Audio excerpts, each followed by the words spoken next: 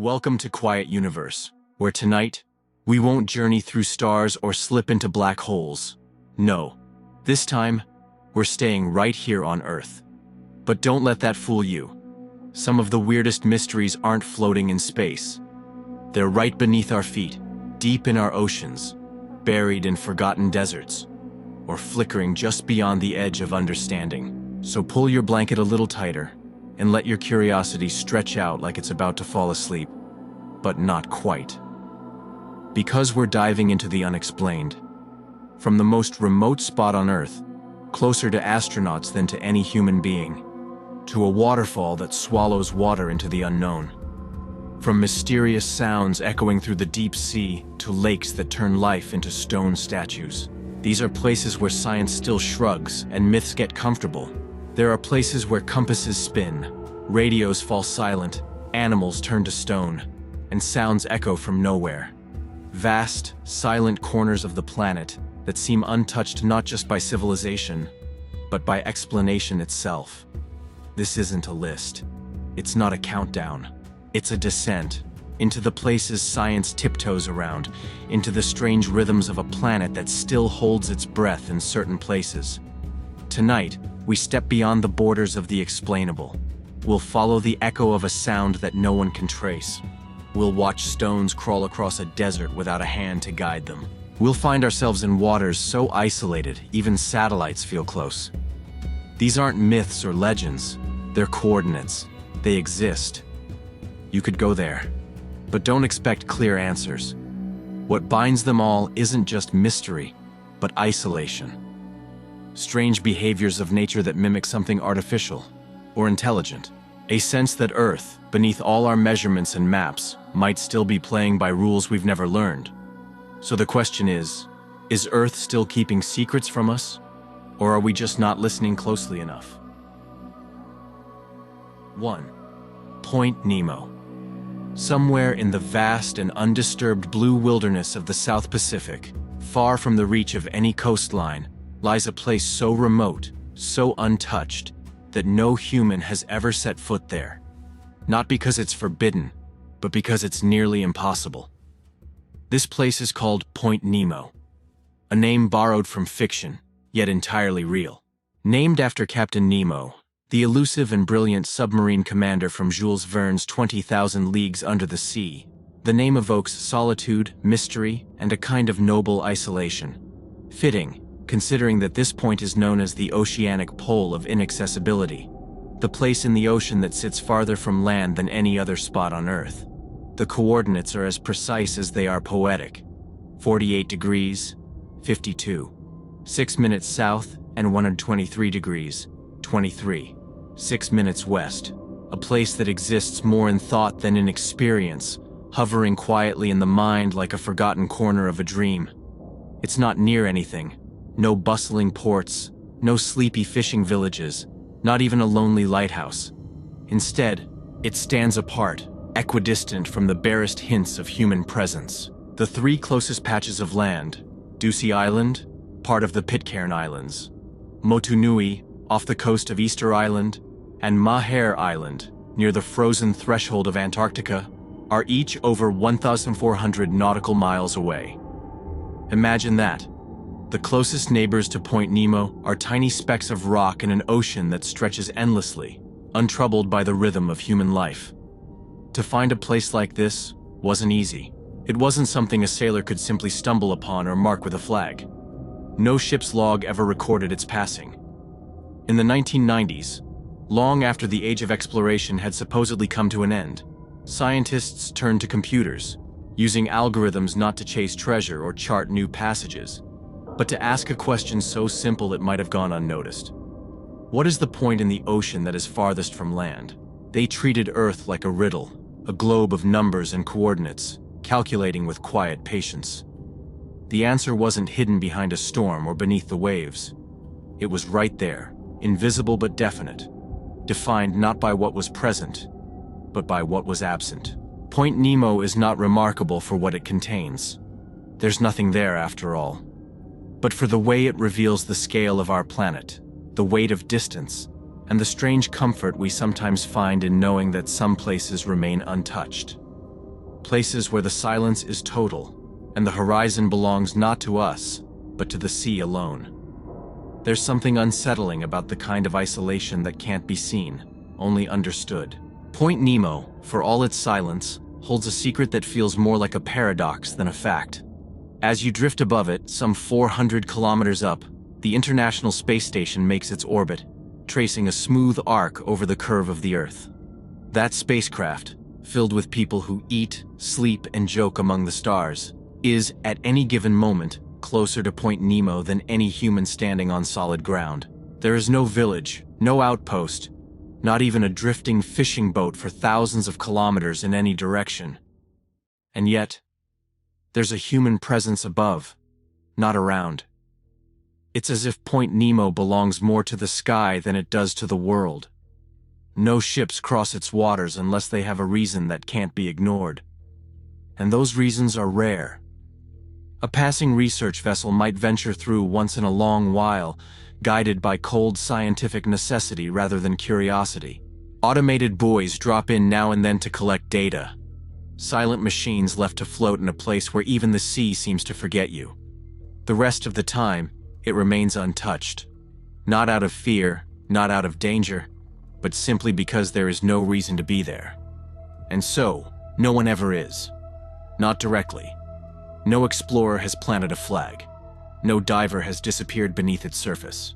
Even satellite images offer nothing but the infinite repetition of blue, rippling into blue, with no marker to say, "Here it is." And that's what makes it so strange, so deeply human in its eeriness. The fact that it looks like nothing, feels like nothing, and yet represents everything we fear about being truly alone. Not just alone on a trail or in a quiet room, but utterly and cosmically removed.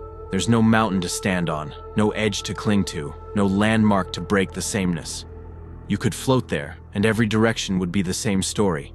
Water stretching farther than the eye can see, farther than the mind is comfortable imagining. It's the kind of place where even your thoughts might seem to echo back at you, just to fill the space. The loneliness of Point Nemo isn't the loud kind. It's the slow, creeping realization that here, in this endless hollow of the sea, there's no one watching, no one listening, nothing to answer back but the wind brushing the waves. That's the kind of solitude that doesn't need darkness to be haunting. It just needs distance, and Point Nemo has more than enough of that. Back in 1997, deep beneath the surface of the South Pacific, microphones laid by NOAA caught something unexpected. A low, rumbling sound that rose in frequency like something alive, something moving. It was loud. So loud, in fact, that it was picked up by sensors over 5,000 kilometers apart. They called it the Bloop. And though it echoed through the deep not far from Point Nemo, no one could say what had made it. For a moment, the imagination of the world reached for legends. Some whispered of sea monsters, colossal and hidden. Others wondered if something older than our science had stirred beneath the waves. It was the kind of sound that made you feel small, not just because it was deep or loud, but because it came from a place where we simply weren't meant to be. Later, scientists leaned toward a more grounded theory: ice quakes, or the violent cracking of glaciers underwater. The rational mind accepts this, but that doesn't quiet the part of us that listens to a sound like that and feels it in the chest more than the ear. And the Bloop wasn't alone. There were others, odd disembodied noises that came and went with no warning. Julia, a mournful stretch of sound that lingered like a whisper through water. Upsweep, a repeating series of rising tones that no one's quite explained. They drift up from the depths like unfinished thoughts, artifacts not of stone or steel, but of sound. Reminders that this ocean has secrets it hasn't given up. Maybe never will. Then there's what humanity has sent to this place. Our own quiet contributions to the abyss.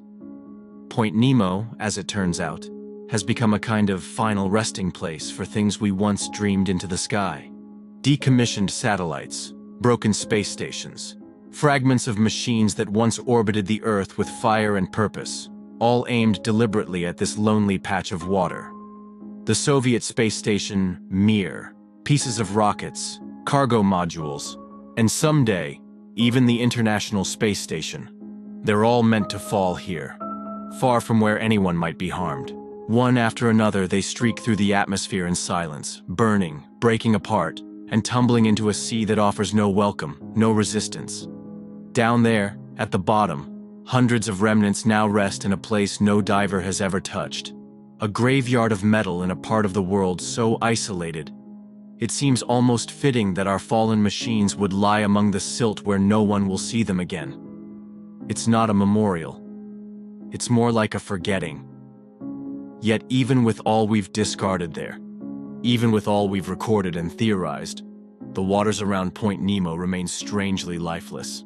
Because of the way the ocean currents move, nutrients don't circulate here the way they do in more vibrant seas. There's no coral reef, no school of fish, no tangle of seaweed brushing the hull of a ship. It's what marine biologists call a biological desert, a dead zone. But death isn't quite the right word. It's more like unread silence, because for all we don't find there, we also don't know what waits deeper down, beyond the range of light, beyond the reach of even our instruments.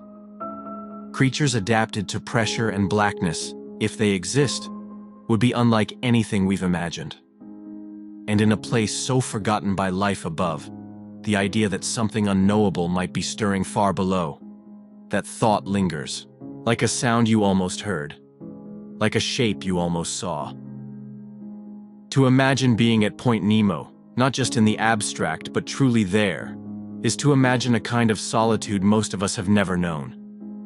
Not the loneliness of being alone in a room or a house or even on a mountaintop, but the deeper, quieter isolation where connection isn't just absent, it's impossible. For astronauts floating above Earth or submersible pilots diving miles below the surface, there's a similar sense of separation. They describe it not in words like freedom or peace, but in a mixture of awe and unease, knowing that, in a moment of crisis, there's no one to help. No lifeline. Just time and silence pressing down in equal measure. Dr. Roger Molina once spoke about how space changes perception, how even the simplest thoughts become heavier when you know there's no backup, no second chance. And from the ocean floor, that same feeling creeps in. The surroundings may be different, but the mind responds the same way. Perception stretches, the clock ticks louder, and the sense of self begins to blur into the environment. Some scientists who've studied prolonged isolation speak of time losing shape, of thoughts looping back on themselves, of dreams bleeding into waking life. That's the kind of pressure Point Nemo exerts, not the crushing weight of water, but the strange gravity of being forgotten. The knowledge that no ships pass above, no voices break the static, no human eye sees what you see, and perhaps that's why no one has truly gone there. Not just because it's hard to reach, though it is, or because there's no commercial reason, no cargo to carry or fish to catch. It's because Point Nemo offers nothing in return. No promise of discovery, no prize at the end of the journey. Only a mirror held up to the mind. In the cost-benefit language of modern exploration, it simply doesn't make sense. The waters are too poor in life to matter to industry, and the location too distant to matter to science. At least, not the kind of science that moves budgets and deadlines. What little we know has been gathered by sensors and satellites, machines that don't feel the silence the way we do. And so it remains, unmapped in the ways that count. Not because we can't explore it, but because we haven't. Because there's something about going there, truly going there, that feels like an invitation to step outside the shared dream of civilization.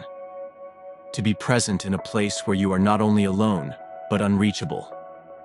And for all our courage, all our tools, that kind of silence still unsettles us. Even now, if something didn't want to be found, truly didn't want to be found, this would be the place to hide. Not under the ice caps, not buried in jungle or sand, but here, where even silence echoes.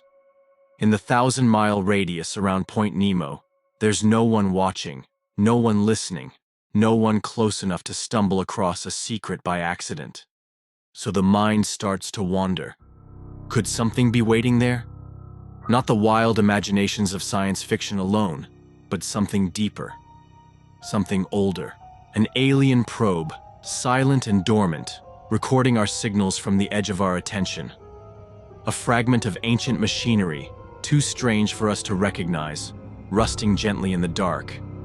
A creature that moves slowly, too vast or too fragile for us to know it's alive at all, trailing light like breath in the abyss. We think we've cataloged most of Earth's life, but the ocean keeps secrets, and there are depths we've never touched. What bioluminescence might shine in the cracks we've never lit? What eyes might look up from the black and see us as part of the myth? But even if there's nothing, no monsters, no lost devices, no hidden watchers, the very fact that we don't know is what haunts us. Point Nemo isn't just a dot on a chart. It's a question, a kind of absence that demands attention, even as we pretend it doesn't matter. Because we're always drawn to the blank spaces, aren't we? The maps with corners uncolored, the paths untaken, the doors that won't open.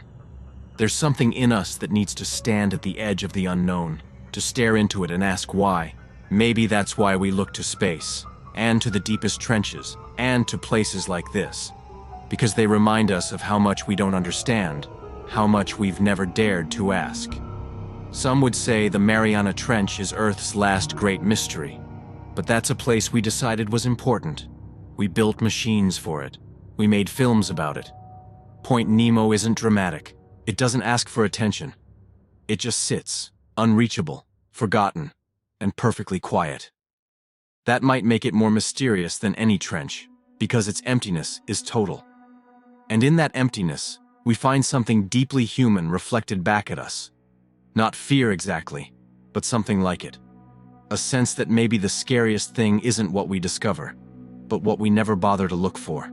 In the end, Point Nemo may not hold secrets at all, but it holds our curiosity, suspended just out of reach. And sometimes, that's enough to make a place unforgettable. A place where the unexplained lives, not in what's there, but in what isn't. 2. The Baltic Sea Anomaly. It began in the summer of 2011, when two Swedish men, not scientists or scholars, but professional treasure hunters with a quiet respect for the sea, were plying their trade across the cold, gray waters of the northern Baltic. Known as the Ocean X Team, they weren't after myths or mysteries.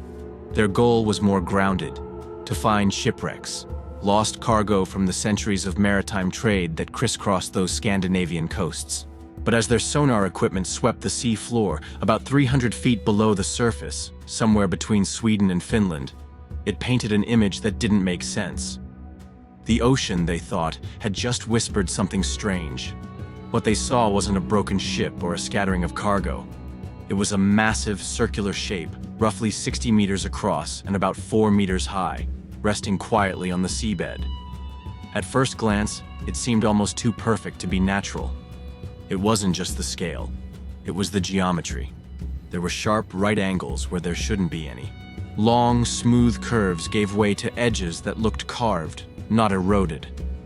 There were what appeared to be symmetrical lines etched into the body, as though the object had been molded by intention, not by chance. A set of features reminiscent of stairs or steps descended along part of its side, like some ancient monument swallowed by the sea. The divers even described something like a ramp, or perhaps what one of them likened to a runway, stretching out beside it. Though even that word seemed too loaded with meaning. As they studied it, swam around it, and tried to make sense of it, the silence of the deep grew heavier. The object didn't lie flush with the seabed. It appeared to rest upon a pillar-like base, as if placed there, hovering just slightly above the sediments of time. And nearby, another strange shape mirrored the uncanny symmetry, like a companion piece to a story that no one had written. It wasn't just the physical form that made the divers pause. There were other things harder to explain. They spoke of their sonar equipment flickering, of electronic disturbances that made their instruments behave unpredictably when they neared the site. The waters were calm, but something was interfering, as if the very presence of the object rejected examination. They weren't men who jumped to conclusions. What they found didn't need exaggeration. It already defied simple understanding. This wasn't Atlantis or a fairy tale rising from the deep. It was real, solid, cold to the touch, and undeniably there. But what it was, that remained sealed in the quiet murk of the Baltic, untouched by light, and shaped by forces or hands still unknown. There are moments when the line between the natural and the artificial becomes so thin, so strangely blurred, that people begin to project their deepest questions onto it. The Baltic Sea Anomaly became one of those rare moments. After the initial discovery, once the sonar images had been passed around and examined from every angle, the debate didn't wait for evidence to catch up. On one side stood the geologists, steady and patient, drawing upon eons of Earth's history to offer explanations rooted in the slow and grinding power of nature. One idea pointed to the retreat of the Ice Age glaciers, massive rivers of ice that once crawled across the northern world, scouring stone, dragging debris, and reshaping the land beneath them.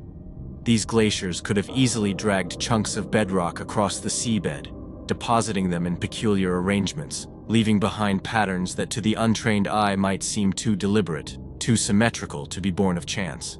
In that view, the anomaly was just a victim of coincidence.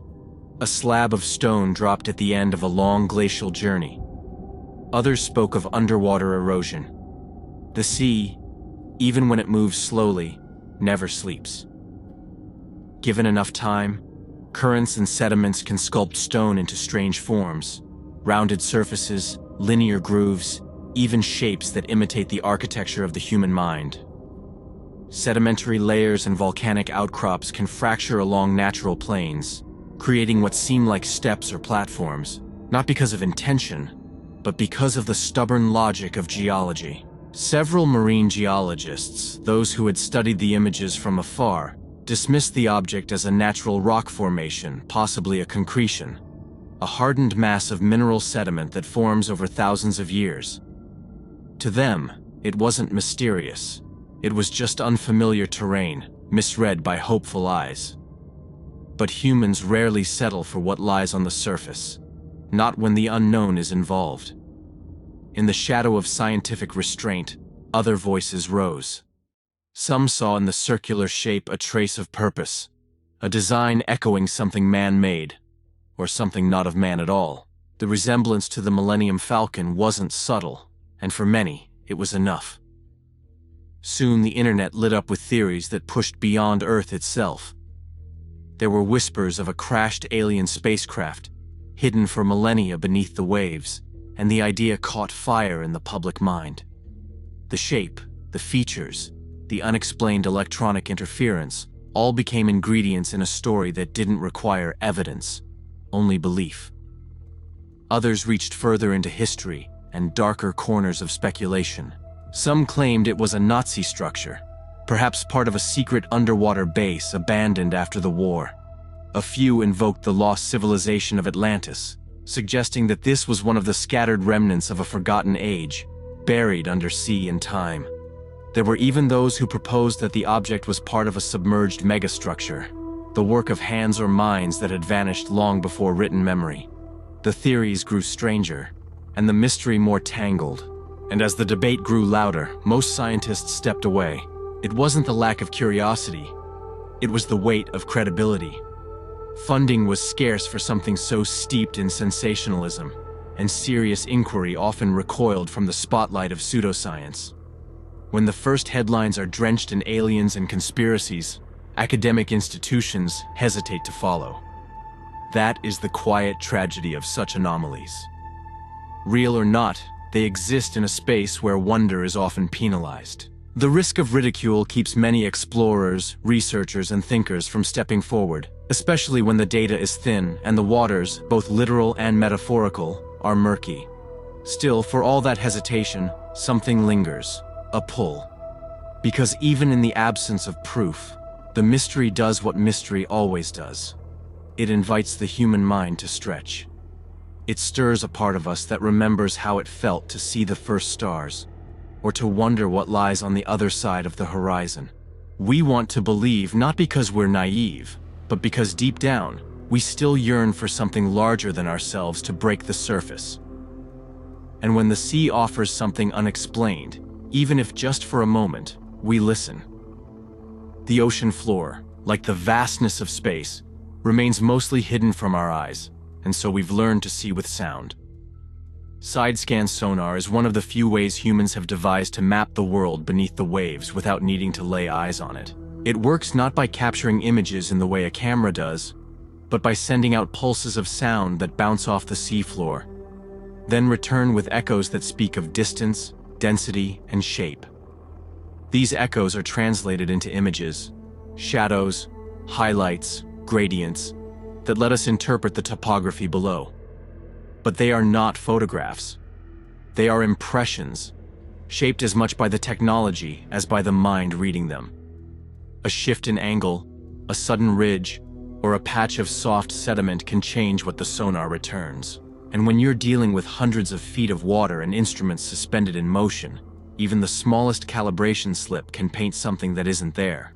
The sonar that first revealed the Baltic anomaly wasn't high definition. It was a tool meant to sweep wide areas, not to sculpt precision. In that context, shadows lengthen, curves sharpen, and subtle slopes become stark ridges. The illusion of structure can emerge from nothing more than a slanted pass or a sonar pulse hitting layered sediment. At that depth, the seafloor is rarely bare rock. It's cloaked in silt, soft as ash, constantly shifted by slow currents and centuries of drift. The shapes we see might not belong to stone, but to blankets of loose debris that mimic form only when struck at just the right angle. The mind, however, doesn't wait for certainty. It fills in gaps, smooths edges, and draws symmetry where none exists. That impulse, pareidolia, is one of our oldest tricks. It helped our ancestors see faces in the dark, predators in the trees, or meaning in the stars. It's what lets us spot a human figure in a cloud, or the image of a castle in a rock face. The brain is not built to accept chaos. It reaches for patterns, for something familiar to anchor against the unknown. And in the case of the anomaly, when sonar lines stitched together a rounded object with strange shadows and echoes, pareidolia did the rest. The brain whispered, "Structure," and so we believed. But it isn't just sonar that plays tricks beneath the waves. The ocean itself distorts perception in ways that even experienced divers find difficult to fully trust. Light, once it sinks beyond the first few meters, begins to bend and disappear. Colors shift. Edges blur. The pressure compresses not only the body, but the sense of orientation. There is no up or down, only depth and silence. The water moves around you with a slowness that's almost deceptive, and visibility can vanish in a heartbeat if sediment is stirred. Even with cameras and lights, what you see is filtered through layers of water, particulate matter, and the limits of human vision. A stone ridge can look like a wall. A fold of sediment can appear as a stair. The simplest forms become enigmatic under those conditions, and video or still images taken from such depths often amplify that distortion rather than correct it. In that strange twilight world, where nothing is what it seems and everything is shaped by silence, the difference between a rock and a relic is often just a matter of interpretation. And in the absence of certainty, the mystery survives.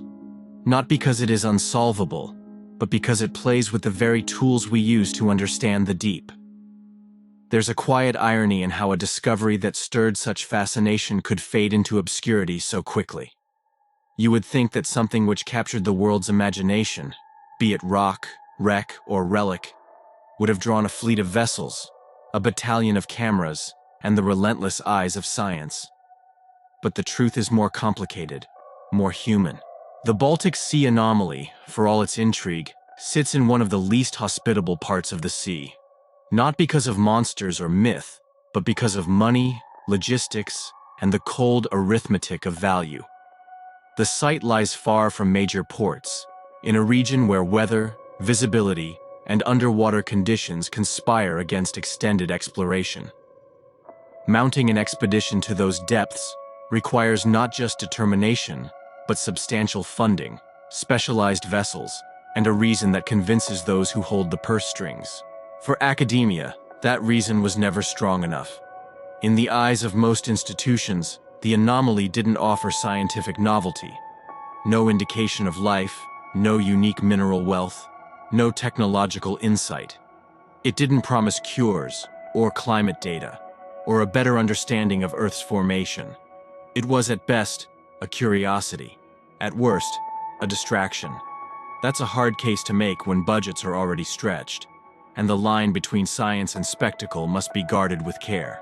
The Ocean X team, despite their determination and public interest, struggled to bring back clearer evidence. Attempts to return with more advanced imaging met setbacks: weather, equipment failure, murky visibility. And without institutional support, those efforts grew harder to sustain. Interest waned, and the anomaly was left in the dark, both literal and figurative. Still, there were the claims, the ones that refused to die. Ocean X spoke of strange interference, equipment malfunctioning, unexplained disruptions in their electronics when they neared the site. To some, it sounded like the echo of something hidden, some buried pulse in the rock or metal. But no one else has verified it. No second team has returned to replicate those disturbances under controlled conditions, and that leaves us with ambiguity. Was it electromagnetic interference caused by mineral-rich sediments? Was it operator error, perhaps compounded by the strain of working in a hostile environment? Or was it something more unusual, an anomaly within an anomaly? We don't know. And because we don't know, the mind wanders. One lingering question that keeps the mystery alive is the object's exposure. How much of it we've actually seen? Some interpretations of the sonar and diver footage suggest that the formation might not be fully visible, that beneath the sediment, beneath years of accumulated silt and marine debris, there could be more. Shapes, extensions, perhaps an entire structure buried beneath the seabed. And if that's true, then what we've seen so far may only be the beginning. The visible part, the rounded top, the features that sparked all this curiosity, could simply be the edge of something larger, be it a natural rock outcrop shaped by ice and time, or something more deliberate, crafted, or ancient. The fact that we don't know what lies beneath taps into something older than science. The urge to lift the veil, to see what lies just out of reach. And so the anomaly remains where it began, cloaked in darkness. Unanswered not because it resists understanding, but because it still waits in a space between doubt and wonder. Somewhere between what we call nature and what we call design lies a gray, trembling line, not drawn by fact, but by interpretation. We've built a world that depends on distinctions. This was carved by wind, that was carved by hands. But the truth, as it so often does, resists simplicity. Given enough time, water can chisel stone as neatly as any blade. Ice can sculpt arcs and angles. Pressure can fold the earth like paper, leave it scored with lines and ledges that echo architecture. And when we look at something like the Baltic Anomaly, what we're really seeing is that quiet blur between the chaotic genius of nature and the purposeful hand we expect from a maker. Maybe the question isn't whether it's artificial, but how ready we are to accept that nature might be capable of mimicking intention, mimicking us. Anomalies like this, they do more than puzzle us. They confront us. They ask us to question how much we truly understand about the places we barely touch. We think we've mapped the world, but much of the ocean remains a blank page, scrawled only in vague outlines and guesswork. The ocean floor is vast, hidden, and old beyond reckoning. We've walked on the moon, sent probes to the edge of the solar system, yet still there are trenches and plains beneath our own seas that no eye has seen. And when something strange rises from that silence, a shape, a shadow, a suggestion, it does more than stir curiosity. It reminds us how little we know. It tells us that the world is still wild. And if it isn't just a rock? If that shape, buried in silt and secrecy, is more than a trick of sonar or a misread of shadow, then the questions grow deeper still. What if it is a relic from a time before memory, left by a people forgotten? or by something else entirely? What if it's a story we haven't learned how to read yet? A sentence carved in stone, long before we had words. These aren't questions that beg for answers. They beg for imagination. Because somewhere beneath our assumptions, there lies a possibility that history is incomplete, that something was built and buried long before the first myth took form. And maybe that's why these mysteries matter most. Because while our telescopes scan distant galaxies and we dream of colonizing Mars, we've overlooked the alien world at our feet. The ocean is not just a reservoir of salt and life. It is a frontier, darker than space, colder than our fears, older than our oldest gods. And somewhere in its depths may lie not just secrets, but perspectives, truths that refuse to reveal themselves until we're ready. Not everything down there waits to be discovered. Some things wait to be understood. And perhaps the greater question isn't what the Baltic Anomaly is, but whether we're prepared for what it might teach us, about the world, about the past, and about ourselves.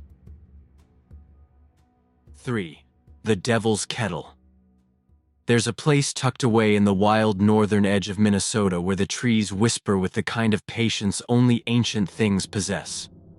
A landscape sculpted by fire and ice, wind and water. Judge C.R. Magny State Park lies quietly on the rugged north shore of Lake Superior, like a secret the earth has never fully chosen to tell. It's a land where boreal forest stretches in dense green canopies, where moose sometimes drift through the underbrush like ghosts, and where the air carries the scent of damp stone, cold river water, and a kind of stillness that feels deeper than silence. This corner of the world is carved from old volcanic rock, scarred and shaped by the retreat of glaciers long gone. It gives the place a raw texture, jagged cliffs, ancient basalt, and the constant murmur of rivers that have known this land longer than any human hand. Among those rivers, the Brule stands out, not for its size, but for something stranger, something that seems to defy the order of things. As the Brule River moves through the park, it winds its way down through rocky channels and over smooth ledges, carving its own path as it always has. Then, near the edge of a waterfall, it does something unexpected, something that's left scientists and wanderers scratching their heads for decades. The river splits. One side, obedient and familiar, cascades downward like any normal stream would, rushing over the edge and tumbling into a frothy pool below, continuing on its way toward Lake Superior. But the other branch doesn't follow the same rules. It takes a sharp turn and dives into a deep, churning hole in the rock, what people around here call the Devil's Kettle. And then, it's gone. No mist, no plume, no visible path forward. Just a roaring funnel of water swallowed whole by the earth, with no clear destination, no outlet, no trace. People have tried to follow it, dropping dye, ping-pong balls, even GPS trackers into the maw, all in the hope of catching a glimpse of where it reappears. But nothing ever turns up. It's like watching someone walk into a room and never come out, and then realizing the room has no doors or windows to begin with. A place where the normal expectations of gravity, geology, and flow seem to loosen just enough to leave a thin crack in reality. And that's the thing. It's not just that the water vanishes. It's the feeling that settles over you when you stand there, staring into that roaring cavity in the stone, that something is happening right in front of you, and you are completely powerless to explain it. You can see it, hear it, even reach out toward it. But the answer, if there is one, never seems to come back. You don't need to believe in the supernatural to stand before the Devil's Kettle and feel a flicker of unease. There's something about watching a torrent of water disappear into solid stone that touches a deeper place inside us. The part of the mind that expects the world to follow certain rules, and the part that stirs uneasily when those rules break down. We're used to rivers behaving like rivers, obeying gravity and erosion, carving out valleys and threading through landscapes where we can follow their journey with our eyes or a map. But here, none of that seems to apply. The water slips into the earth, and no one, not geologists, not park rangers, not curious hikers, has been able to say for certain where it goes. That's the heart of the mystery. There's no downstream spring, No bubbling resurgence in the forest below, no surface disturbance to betray a hidden channel. No neighboring creek ever seems swollen in ways that might suggest a secret contribution. For decades, people have tried to crack the code, hoping that just one clue would break the silence beneath the stone. Scientists have climbed down to the edge of the kettle and poured in brightly colored dye, hoping it would reappear somewhere farther along the river's path. It never did. Not a streak, not a drop. Nothing. Others, perhaps hoping for a more tangible result, turned to objects instead. Light enough to be carried by the current, yet bright enough to be easily spotted. Ping-pong balls, dozens of them, tossed into the swirling vortex like messages in a bottle. But they too vanished without a trace. No one could say whether they were held in some impossible subterranean pocket, or broken apart and scattered in places unreachable by ordinary means. It's not just that the experiments failed, it's that they offered no trail, no fragment, no hint, only silence. And in the absence of answers, imagination began to take over. Was there an underground chamber, an invisible lake buried deep beneath the forest? Could there be an ancient fault line, cracked open just wide enough to swallow a stream whole? But the strangeness deepens when you consider what the ground here is made of. This isn't soft limestone country, the kind of bedrock you'd expect to find riddled with caves and sinkholes. This is rhyolite, volcanic, dense, unforgiving. A kind of rock that doesn't yield easily, doesn't invite water to shape tunnels or caverns within it. It's the kind of stone that should hold its form, keep its secrets. And yet, something here has given way. Somehow, a pathway exists, hidden, silent, and invisible to every method we've tried to trace it. That's what unsettles people. In the quiet moments when they stop trying to explain it, and just listen to the rush of the water as it disappears. The feeling that the world might still contain places where things can vanish completely, and no amount of science or searching can pull them back. Sometimes, the answers we're looking for aren't buried in the ground, but in the way we ask the question. In 2016, a group of hydrologists from the Minnesota Department of Natural Resources decided to set aside the more dramatic attempts of the past and take a quieter, more methodical approach. Instead of throwing in bright dyes or floating balls, they measured. They stood above and below the kettle, taking note of how much water was entering the system and how much was flowing out on the other side. And what they found, after careful calculation and comparison, was something oddly reassuring. The math added up. Whatever the kettle was doing with the water, it wasn't hoarding it or hiding it away in some distant cave. The water, in some form, was still making its way downstream. It seems the devil's kettle may not be a vanishing act after all, but a sleight of hand, one that fools the eye while the river quietly continues its journey beneath the surface. Perhaps the water, after plunging into the swirling hole, slips into a submerged channel or hidden conduit, hugging the contours of the rock beneath the visible stream, before rejoining it farther along. It would mean that what looks like disappearance is really just disguise. And that, in its own way, is almost more impressive. A complex trick of geology and hydrology playing out in real time, right beneath our feet. Still, even this explanation, elegant though it may be, hasn't quite pulled the curtain back all the way. The tracer experiments of the past failed, and while human error, poor placement, or dilution are all perfectly reasonable explanations, they leave behind an itch that reason alone can't quite scratch. If we can't trace the path with certainty, if we can't point to a clear underground tunnel or map the route the water takes through the bedrock, then part of the mystery remains intact. There is no complete image yet, no final report with diagrams and depths and flows laid bare for all to see. Just theories, measurements, and the knowledge that something is happening in the dark. A river slipping through stone out of sight, always moving, always just out of reach. And for those who come to peer into the devil's kettle, that ambiguity becomes the most powerful part. It reminds us that not every mystery needs to be solved to be understood, and not every explanation, no matter how logical, can replace the wonder we feel in the presence of the unknown.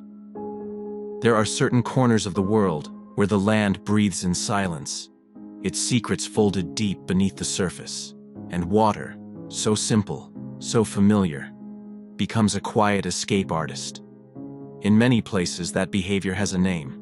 It belongs to a family of landscapes shaped not by brute force, but by the patient work of dissolution. Karst. A word that refers to terrains carved over time by water wearing away at soluble rock, limestone, dolomite, gypsum, leaving behind an underground labyrinth of caves, sinkholes, and streams that vanish into the dark, only to return miles away where no one thought to look. In these regions, rivers can run dry above ground, and yet thunder like freight trains beneath your feet, forever slipping just below the surface of understanding. Minnesota, as it happens, is no stranger to such phenomena. In the southeastern part of the state, karst terrain sprawls across counties, riddled with underground waterways that follow no map. Farmers, hikers, and well drillers there have all run into those hidden paths, the ones that swallow rain and snowmelt into stone and return them in places and times that defy logic. But the Devil's Kettle doesn't live in that corner of the state. It sits far to the northeast, nestled in ancient volcanic rock, in land shaped not by the slow erosion of limestone, but by the molten fury of fire and time. And yet, even here, beneath this hard shell of rhyolite, cracks can form. Rock can fracture, joints can split open under pressure, and water, given enough time, will find those seams. It may not flow through yawning caverns or vast cathedral-like hollows like it does in karst systems, but it can slip through narrow fissures, follow fault lines, creep under layers. Hidden, yes, but not impossible. Because geology, for all its patterns and rules, still leaves room for exception. And the Earth, when it moves, does not always follow the script we expect. In this way, the Devil's Kettle is not entirely alone. Across the globe, there are places that tell a similar story. In the mountains of Slovenia, the Reka River plunges into a vast sinkhole in the Ocian caves and disappears into darkness, only to emerge over 20 miles away. In Mexico's Yucatan, rivers vanish into the limestone plains, flowing unseen beneath the jungle in intricate underwater cave networks called cenotes. In the American South, creeks vanish overnight into old karst tunnels, only to reappear after a good rain, their return as unpredictable as their departure. Even in deserts, there are springs that bubble to life without warning, fed by invisible streams flowing through stone for hundreds of miles. These rivers that disappear speak to something in us. Something older than science, something quieter than curiosity. They remind us that the world beneath our feet is not always what it seems, that there are hollows in the earth and in our understanding both, and in places like the Devil's Kettle, where the surface remains calm while the questions churn below, we are offered a rare thing, a mystery that neither needs solving nor explaining to hold us in its grip. Just the sound of the water going under, and the silence that follows.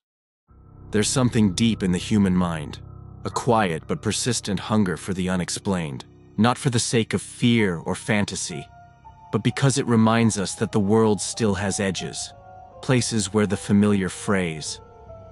That's what draws people to the Devil's Kettle again and again. Not just the beauty, not just the sound of water slipping over rock, but the fact that here, amid signs and trails and satellite maps, there is something we cannot quite pin down. We spend most of our lives in a world we think we've measured, a world of weather forecasts and GPS and Google Earth.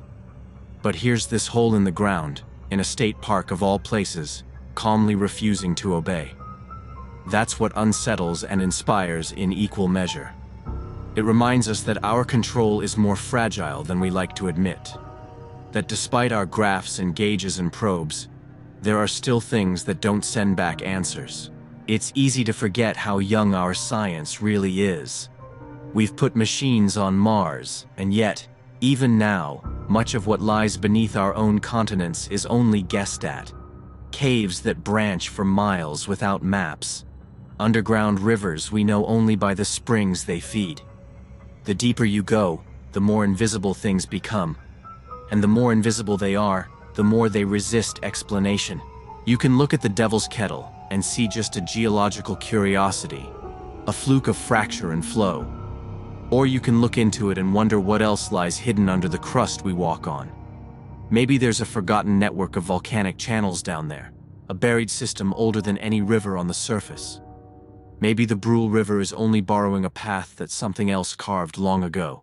And even if someday someone does trace every drop with perfect instruments, even if they draw a precise line between the fall and the rejoining stream, it won't quite be the same. Because the mystery was never just about the water. It was about what it stirred in us. That stubborn, ageless question. What else might we be standing on without knowing? The Devil's Kettle may eventually give up its secrets, but long after that happens, people will still come. Some will want answers. Others will come simply to look and listen. And some, without quite knowing why, will come just to feel small, in the way only a deep hole in the earth whispering back nothing can make you feel. 4. Bloop and Julia. In the vast silence of the deep ocean, where sunlight fades to darkness just a few hundred meters down, the only thing that truly travels far is sound. And so, when we wanted to listen to the sea, not just to the waves lapping at the shore, but to the hidden world beneath the surface, we turned to hydrophones. These are, in essence, underwater microphones, and they don't simply pick up nearby noises. They are sensitive to the deep, low-frequency hums and groans that roll across entire ocean basins, sometimes traveling thousands of kilometers. Originally, these instruments were not intended for oceanic curiosity. During the Cold War, the US Navy laid a vast network of them to track the silent passage of submarines slipping beneath the waves. But as tensions cooled and the world turned toward a new century, the network was handed to NOAA, the National Oceanic and Atmospheric Administration, who saw in it not a weapon of war, but a way to listen to the Earth itself. There's something quietly poetic about the fact that in the deepest parts of our planet, where no light can go, sound becomes our guide. The ocean is a sound-driven world. Fish use it to communicate, whales to navigate, even shrimp to hunt. But for us, it is our most powerful tool for deciphering the mysteries that lie beneath. That's because water carries sound better than air ever could. And not just anywhere in the ocean. There's a particular layer, a hidden highway of sorts, known as the SOFAR channel. It lies deep beneath the surface, where the temperature and pressure combine to bend sound waves into a kind of tunnel. Inside this tunnel, sound doesn't fade away as it normally would. Instead, it travels vast distances, wrapping around continents, echoing across time. NOAA listens to this channel with its hydrophones, patiently and constantly. They don't need to be right next to whatever makes the sound. Instead, they can be thousands of miles away, sitting in the stillness of the deep, and still hear a faint, drawn-out groan or a pulse that resonates across the basin. And every so often, they pick up something unexpected, something that no ship, no storm, no whale could have made. These sounds, sometimes just a few seconds long, arrive with the power of great distance behind them. The fact that they can be heard from so far away means that whatever caused them must be extraordinary, either staggeringly massive or astonishingly energetic. This is where the mystery begins. But for now, we are simply listening, quietly, carefully, waiting for the deep to speak again. It was the summer of 1997 when something unlike anything before stirred in the stillness of the deep. The hydrophones, those silent witnesses stationed across the Pacific, picked up a sound that would echo far beyond the sea. It lasted just about a minute, but in that short span, it rose in pitch with a strange organic swell, as if something alive were groaning upward from beneath the earth itself. What made it remarkable wasn't just its unusual tone, but its scale. This sound didn't come from just one place. It was detected across an entire quadrant of the ocean, picked up by sensors thousands of kilometers apart. That alone meant it was powerful. More powerful than the calls of the blue whale, the largest creature ever known to live. And yet, it didn't match the voice of anything we'd ever heard before. When analysts triangulated its origin, they traced it to a lonely stretch of the South Pacific, far from any shipping lanes, deeper than most submersibles could reach. The spot had no name in common circles, but to some, it carried a kind of poetry. It lay not far from Point Nemo, the oceanic pole of inaccessibility, the most remote place on the planet. You could sail for days in any direction and still be surrounded by nothing but water. There are no islands there, no people, only depth and silence. So when something breaks that silence with the force to travel thousands of miles, people take notice. And they did. Almost immediately there was wonder, then a little unease. Scientists listened and scratched their heads. It wasn't seismic. It didn't carry the signature of volcanic activity, nor the mechanical rhythm of ships or sonar. It wasn't biological, at least not in any known way. But the ocean is a vast place, and our understanding of what lives in its deepest folds is painfully incomplete. The idea took hold. Perhaps it was something large, larger than anything we'd imagined, moving in the hidden trenches. The kind of life that doesn't announce itself with surface splashes, but with distant sounds and dark ripples. Then came the stories. The public, ever hungry for the unknown, wove the strangeness into mythology. And some noticed something curious, that the sound had come from near the same part of the ocean where H.P. Lovecraft, decades earlier, had imagined the sunken city of R'lyeh, the nightmare home of the ancient godlike being called Cthulhu. The coincidence was enough to tip speculation into folklore. Articles appeared. Forums lit up. The sound was named the Bloop, and from that moment, it was no longer just an acoustic event. It became a mystery with a heartbeat. People leaned in not because they understood it, but because they didn't. Because, once again, the deep had whispered, and we didn't know how to answer. It was called Julia, a name so simple, so human, and yet the sound it described was anything but. In 1999, the ocean gave up another whisper from its hidden heart, a long, low moan that drifted through the Pacific, caught on the same underwater ears that had once heard the bloop. But this time, the sound didn't surge or rise. It lingered, nearly 2 minutes of what could only be described as a sorrowful wail, stretched thin across the water like a voice calling through fog. There was something oddly mournful about it. To those who heard the cleaned recordings later, it didn't feel mechanical. Didn't feel like a crack or a crash. It felt like something breathing out slowly in pain or loneliness.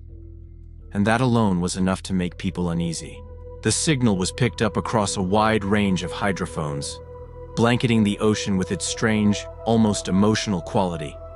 Triangulation placed it somewhere near Antarctica, an unforgiving stretch of the Southern Ocean where the cold is constant, and the silence is broken only by ice cracking, waves grinding, and wind howling across glaciers. That part of the world is nearly untouched. What little we know of it comes from satellites and distant sensing stations. Down there, icebergs the size of cities drift in the darkness, some scraping the seabed with the weight of mountains. That became the prevailing theory. An iceberg dragging its frozen belly along the ocean floor. But even so, no one could say for certain. The timing, the signature, the reach, it didn't fit neatly into any known box. It was, and remains, an unconfirmed event. Still, what struck people the most wasn't the scientific ambiguity. It was the sound itself. There's something about hearing a noise you can't explain, especially when it carries a tone that feels eerily familiar. Some described it as a howl, others, a groan. But most agreed on one thing: it sounded alive. Not in a literal biological sense, but in the way a melody can sound sad, or a silence can feel full. Julia didn't roar with the power of something massive. It lingered with the weight of something ancient. And in that slow, haunting echo, drifting in from the coldest edges of the world, people once again found themselves listening not just with their ears, but with their imagination. Because deep down, We all understand what it means to hear a voice and not know who or what is speaking. In time, science offered its explanation. The strange sounds, the bloop with its rising pulse, Julia with its deep lament, were likely caused, they said, by the shifting of ice. Not just any shift, but massive ruptures of Antarctic ice shelves, cracking and groaning under their own weight. These events, known as icequakes, release enormous amounts of acoustic energy, enough to send sound rolling through the ocean's deep channels for thousands of kilometers. It made sense in a way that nature often does. Powerful, indifferent, and rooted in the scale of forces we seldom witness. The idea that ice, ancient and immense, could groan loud enough to be heard across an ocean seemed, at least on the surface, to bring the mystery back into the realm of the explainable. But even with that answer on paper, not everyone was convinced. There was something about the bloop, something about Julia, that didn't quite sit right. It wasn't just the volume or the distance. It was the texture of the sound, the shape of it. People who'd spent their lives analyzing the acoustic fingerprints of the ocean said these didn't sound like typical ice events. They felt too rounded, too alive, too deliberate. And the problem wasn't just in how they sounded, but in what we didn't see. There was no direct observation, no satellite footage of calving ice, no ship reports, no instrumented iceberg breaking apart at just the right moment. The explanations remained speculative, stitched together from what seemed probable, not what was proven. For some, that uncertainty was enough. In science, not every question has a clean answer, and not every sound gets a name carved in stone. But for others, especially those who listened closely, it was a reminder of just how vast our ignorance still is. The ocean keeps its secrets well, and when it does speak, even for a minute or two, what it says can blur the line between the natural and the unknown. It's one thing to hear a theory, it's another to feel, deep down, that the story might not be finished. Down in the deep, past where sunlight dies and pressure mounts like an invisible hand, lies a world we still barely understand. More than 80% of the ocean, our planet's own hidden heart, remains unexplored, unmapped, untouched by remotely operated vehicles or the beams of sonar. We've sent men to the moon and probes beyond the edge of the solar system, but we still don't fully know what lies beneath our own seas. There are trenches so deep, you could stack Mount Everest inside and still have room left to fall. There are regions where not a single photon of natural light has ever reached, where life, if it exists, has grown in complete and permanent darkness. And it does exist. Every time a submersible descends into those depths, it finds something new, something that's never been named, never been photographed, something alive and utterly alien. Sometimes it's no bigger than a coin, transparent and glowing like a ghost, but other times it's larger, more complex, and it makes you wonder, what might we still be missing? Could something vast, something capable of sound and strength, be dwelling in those shadowed layers? It's not the stuff of fantasy to ask.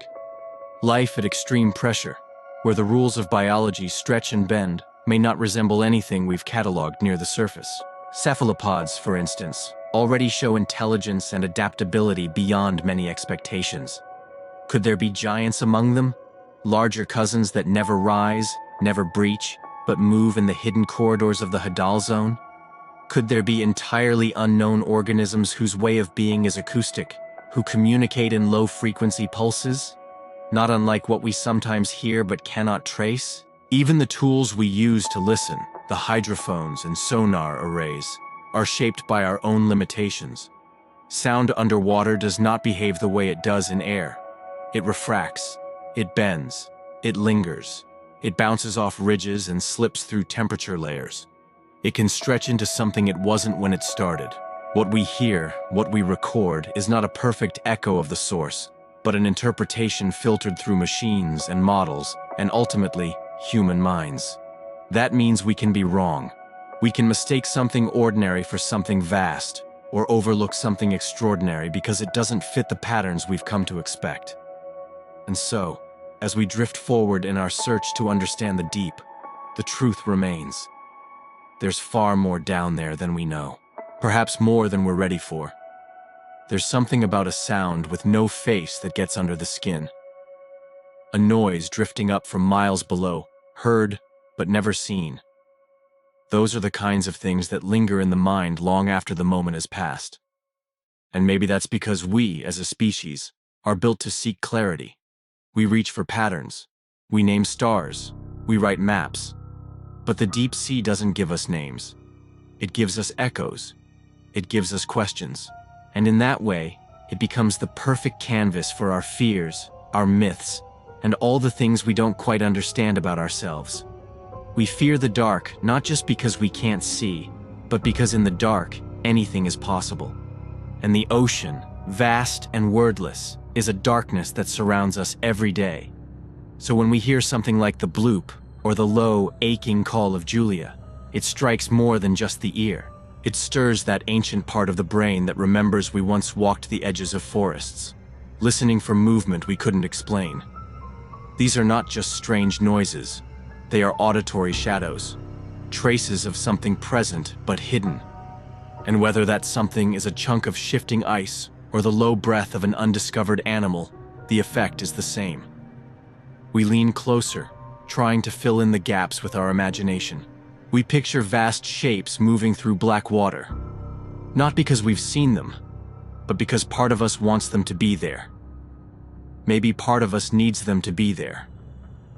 But in truth, what these sounds reveal isn't necessarily that there are monsters waiting in the depths.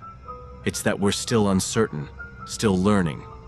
They remind us how small our knowledge really is, even here, on our own planet. For all our instruments and algorithms, we're still surprised by the voice of our own world. These unexplained sounds tug at the threads of our confidence. They hint at forces we haven't named, places we haven't touched, and systems we don't yet understand. That's the real weight of them. Not in fear, but in humility. Because whether they come from ice or life or something else entirely, they whisper a truth we too often forget. This Earth is not fully ours.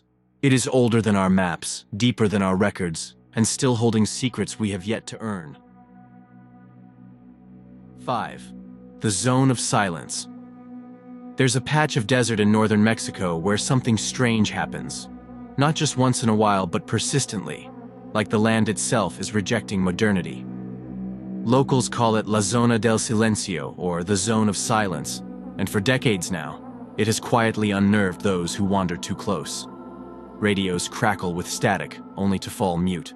Compasses, otherwise loyal tools, lose their sense of direction, spinning uselessly as if they too have been disoriented by something unseen. It isn't loud, it isn't violent, it just is. An area so eerily still and defiant of normal physics that it feels less like Earth and more like some borderland stitched between worlds. You might expect this sort of tale from somewhere out in the ocean, somewhere like the Bermuda Triangle, where planes disappear and myths grow wild. But this isn't surrounded by water. It's sun-blasted desert, a stretch of land where the silence isn't just about sound, but about signals, direction, and certainty. Imagine being out there under that wide, punishing sky, GPS lost, no cell service, no radio, just an endless hum of heat and the creeping sensation that you're being watched by the land itself. There's no official fence or border telling you when you've stepped into the zone, but travelers say you know when you do. Not because of something you see, but because everything you rely on suddenly stops working. Like your presence has been noticed and rejected. Locals shrug and smile when asked about it, the way people do when they've lived beside something strange for so long it no longer surprises them. Stories? Sure, they'll say. Strange lights in the sky. Odd creatures out on the sand. Time that doesn't pass quite right. But they won't say much more than that. Maybe because they don't know. Maybe because they do. And in that heavy silence, in a place where machines fail and compasses lose their minds, the only constant is the question: what's really happening in the zone of silence? And why does it feel like it wants to keep its secrets buried just beneath the sand? Out there in the northern stretch of Mexico, far from the clutter of cities and the hum of highways, lies a place most folks will never stumble upon by accident. You have to be heading there on purpose, or perhaps drawn there, whether you know it or not. The Zone of Silence finds its home in the Mapimi Desert, nestled quietly at the intersection of three Mexican states, Chihuahua to the west, Coahuila to the east, and Durango laying claim to the south. It's not just off the beaten path, it is the place the path forgot. And maybe that's part of its power. A region that seems to exist just outside the margins, its quiet defiance carved into the land itself. The desert here doesn't offer much in the way of comfort. It's a harsh place, brittle, sun-scorched, and bone-dry. Scrub brush clings stubbornly to the dust. Salt flats gleam under a relentless sky, and a strange hush blankets everything. It's not the kind of silence that comes from peace, but the kind that feels like something is waiting. There's a stillness in the air that doesn't feel accidental. You could stand for hours and not see another soul. Even the wildlife, sparse and shy, seems to tread lightly as though they too understand their guests in a place that plays by different rules. Now, take a step back. Look at the map, not just in miles, but in lines of latitude. This strange desert sits squarely between 26 and 27 degrees north, the very same latitude band that runs beneath the Bermuda Triangle and under the ancient pyramids of Giza. And while that might just be a cartographer's coincidence, it's one that makes people lean in a little closer, searching for meaning in the lines. Because when the natural world aligns with mystery, humans tend to listen, even if they don't understand what they're hearing.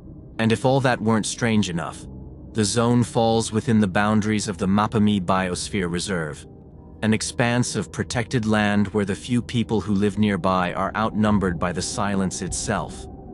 Out there, where the dry wind whispers through cactus and stone, there are no crowds, no streetlights, no noise to chase away the myths, which makes it the perfect canvas for mystery to linger, unbothered, uninterrupted, and always just out of reach.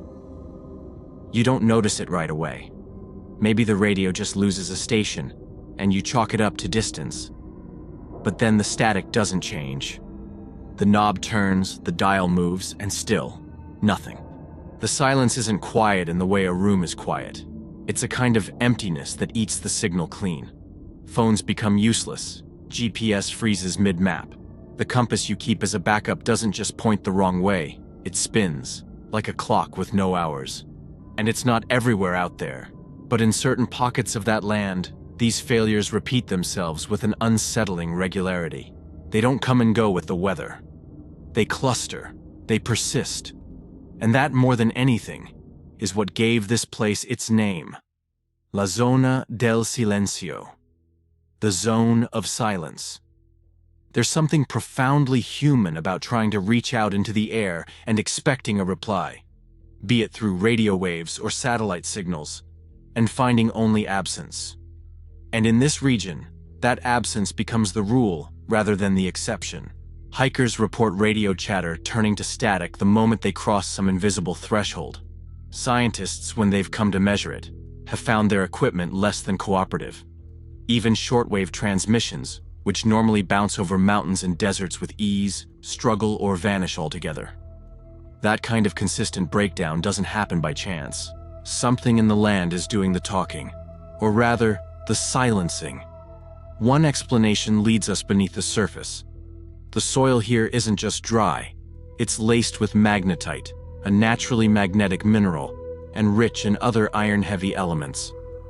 That kind of mineral composition doesn't just sit idle.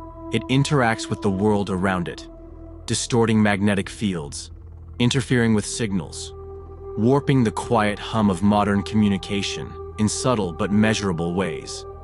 And then, there's the sky.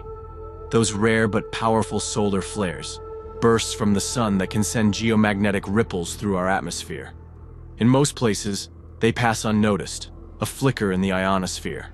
But in a place like this, where the geology already seems to twist the rules, such interference might not just be felt, it might be amplified. To be fair, radio dead zones aren't exclusive to this desert. Mountains, tunnels, and even dense cities can disrupt signals. But this place doesn't scatter its silence randomly. The breakdown clusters in oddly predictable zones, as if drawn by some unseen hand beneath the earth. And unlike those fleeting interruptions on a car ride through a canyon, this silence doesn't move on. It waits, reliable in its unreliability. So when the transmissions cut out and the compass spins, it's not a momentary inconvenience. It's the land reminding you that here, the rules you depend on can vanish without warning. And there's no guarantee they'll come back when you ask. It was the summer of 1970 when the stillness of that desert was broken by something that had no business being there. A U.S. Athena missile, launched from a testing facility in Green River, Utah, was supposed to land neatly within the White Sands Missile Range in New Mexico. But it didn't. Somewhere along the way, its path veered wildly off course, crossing the border and crashing deep into the zone of silence. The official explanation was a malfunction, a navigational error. But if you ask the locals, they'll tell you nothing about it felt like an accident. The U.S. military arrived fast, sealed off the site, and began retrieving the wreckage with a level of urgency that only made the rumors grow louder.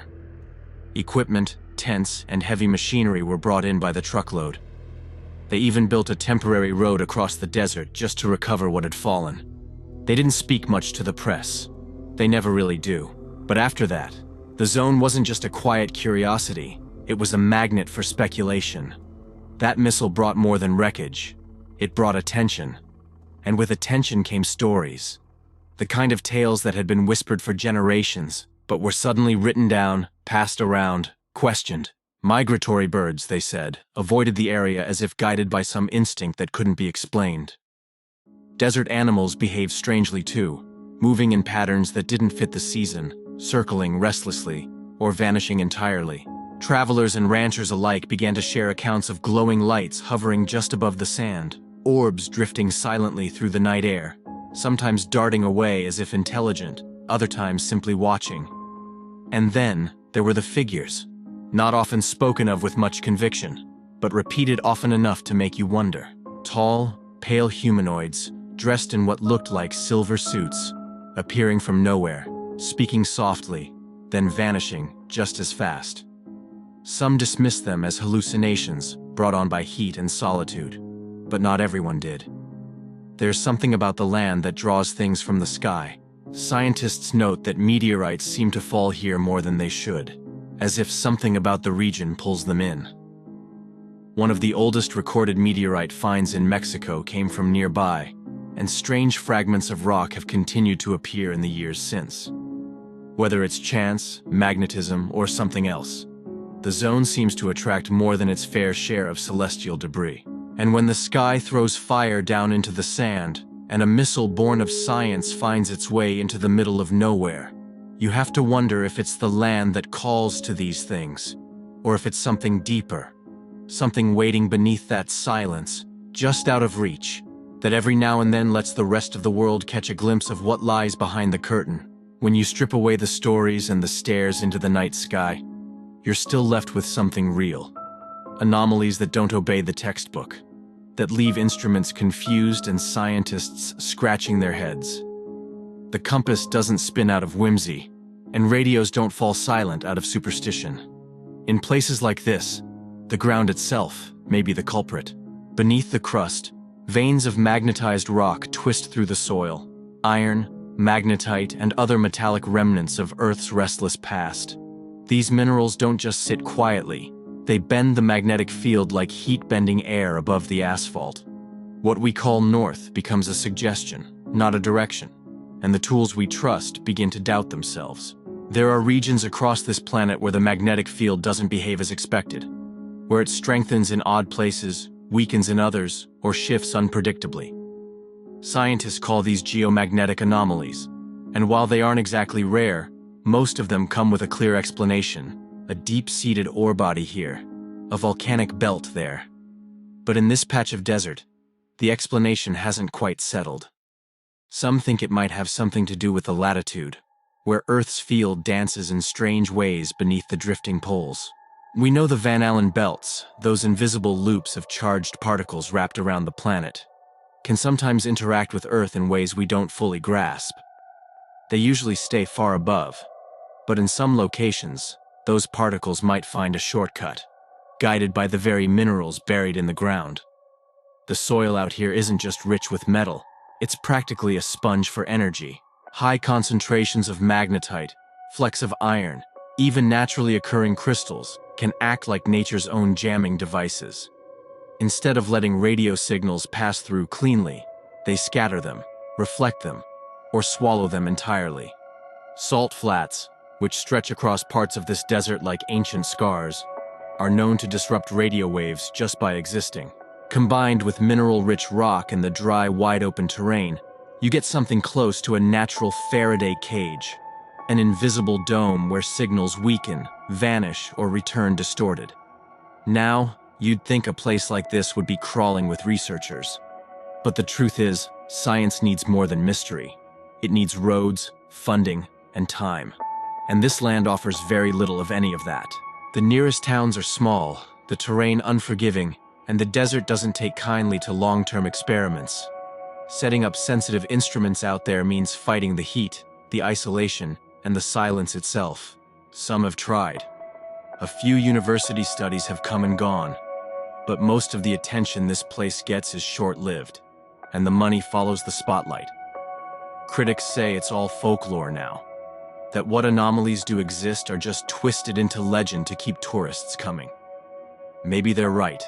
Or maybe they've never stood in the center of that silence with their tools failing in their hands, and the sense, not fear, not awe, but something colder, settling in that they aren't entirely welcome. Sometimes, late at night, when the desert cools and the stars seem sharper than they have any right to be, you'll hear the stories come alive, passed quietly between locals, shared with the kind of gravity that only comes when something doesn't feel entirely made up. They speak of glowing orbs that drift low to the ground, moving deliberately, as if watching, not fast like shooting stars, not chaotic like lightning, just slow, measured, intelligent. They appear where the silence is deepest, hovering without sound, disappearing without warning. Some say they've followed travelers, others say they've led them. And then there are the figures, always tall, always pale, always just a little too quiet. Humanoid in shape, but unsettling in presence. Dressed in silver or white, speaking perfect Spanish, or no words at all. These strangers reportedly appear in the most isolated stretches, only to vanish the moment they're questioned too much. Ranchers, hikers, even government workers have described them over the years, though few put their names to the tales. It's not proof they're hiding something, but it's not nothing either. No one's claiming it's aliens, not out here. The people who live near the zone don't shout their stories. They whisper them, not for fame, but because they've seen something they can't unsee, and silence weighs more than disbelief. Some believe the region sits on a kind of ancient energy, a crossing point, a thin place where the world bleeds into something else. Not always malevolent, not always friendly, just different. The kind of difference that makes a man stop mid-step and forget where he was headed. The kind of presence you don't need to see to feel. And yet, what keeps the mystery alive isn't just the stories or the lights or the strange visitors. It's what doesn't happen. The studies that never last. The questions that never get real answers. The fact that one of the most curious places on Earth remains largely unexplored. Not by accident, but by pattern. The missile crash. The vanishing signals. The unwillingness to dig deeper. Out here, fact and folklore hold hands, because there's room for both. In a world so obsessed with answers, there's something deeply human about a place that only ever offers more questions. People don't cling to this mystery just because they're bored.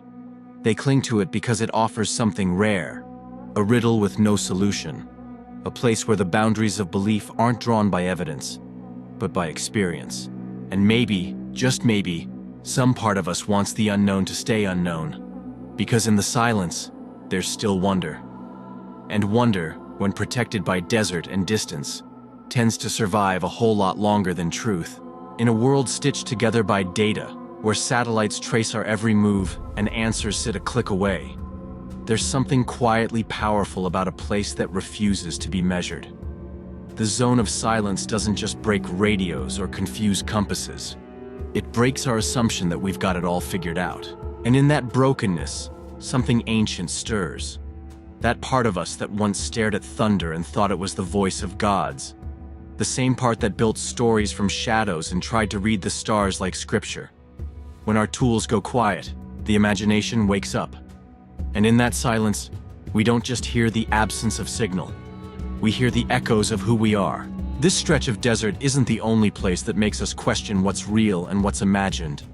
The Eye of the Sahara, a swirling geologic mystery in Mauritania, stares up at the sky with a spiral so perfectly odd that some once believed it was Atlantis itself, buried in dust. Deep beneath Antarctica, Lake Vostok remains sealed under miles of ice, untouched for millions of years, its contents unknown, its potential endless. Then there's the Valley of Death in Siberia, scattered with metal domes, rumored to hum with radiation, and to this day shrouded in just enough uncertainty to keep even seasoned explorers wary. These places all share a quiet defiance. They sit where our reach falters and our explanations begin to sound unsure, as if even science hesitates to knock too hard on their doors. It makes you wonder, doesn't it? How many other zones lie in wait? Places that aren't tourist stops or scientific case studies simply because no one's ever thought to look. Maybe somewhere in the high plateaus of Central Asia or the jungles of New Guinea. There's another patch of land where compasses turn and radios stutter, but no one notices, because no one is listening. Human beings have always filled the gaps with stories. Not because we're gullible, but because we're restless. And places like this remind us that mystery isn't something to be solved. It's something to be lived with. Something that humbles us even now, in a time when we pretend to know almost everything. And maybe that's the point. The zone of silence doesn't just ask us to explain it. It dares us to leave some questions unanswered. To let a few corners of the map remain a little dim. Because in a world so full of noise, silence, true, unsettling silence, is a rare and sacred thing. 6. Lake Natron. It shimmers like a dream, smooth as glass beneath the sun. A vast mirror laid out across the floor of the East African Rift. From a distance, Lake Natron looks like peace itself. The wind barely dares touch its surface, and the quiet it keeps feels almost sacred. But that serenity is a mask. The lake doesn't just reflect the sky, it holds onto death. Birds, bats, even small mammals that touch its waters or misjudge their flight path are found washed up on its shores, calcified in strange poses, as though frozen mid-motion. The water is so alkaline, so caustic, that it can burn skin and eyes. And yet, in this inhospitable, alien place, life insists on thriving. Lake Natron lies in northern Tanzania, pressed close to the Kenyan border, resting quietly in the shadow of Oldoinyo Lengai. That volcano, still active, still breathing out its strange black lava from time to time, plays a quiet but essential role in this strange story. It feeds the lake with mineral-rich runoff, especially sodium carbonate and other salts, the kind that push the water's pH up past 10.5, nearly as caustic as ammonia. Combined with the intense heat of the region, temperatures often climbing beyond 40 degrees Celsius, and rapid evaporation that leaves behind crusty salt flats and blood-red pools thick with microorganisms, Lake Natron becomes more chemistry than water. A crucible, a basin of transformation. The paradox deepens the longer you look. This is no ordinary desert wasteland. This harsh, stinging lake is a cradle too. It is the primary breeding ground for lesser flamingos, millions of them, gathered across a shimmering, deadly landscape like dancers on a battlefield. The salt crusts form small islands, isolated and safe from land predators, providing the perfect nursery in an otherwise unlivable world. The flamingos, adapted to consume the very algae that thrive in this alkaline soup, return year after year to raise their young. It is one of the only places on Earth where this can happen at such scale. And so, while it kills with ease, it also nurtures in silence. The same minerals that petrify fallen birds into stone-like statues also protect an entire species in its most vulnerable stage. You can imagine a traveler standing on its banks for the first time, expecting to feel awe, perhaps even a touch of reverence. But there is discomfort here too. Not fear exactly. Just the deep, quiet knowledge that this place follows laws older than man, that it was never meant to be tamed or touched. The earth here speaks in silence, in heat, in the smell of salt and minerals that sting the nostrils. The lake doesn't roar or threaten. It just is. It exists in the full power of its contradiction, a killer and a cradle, still and deadly, inhospitable yet essential. To look across Lake Natron is to be reminded that nature rarely fits our stories cleanly.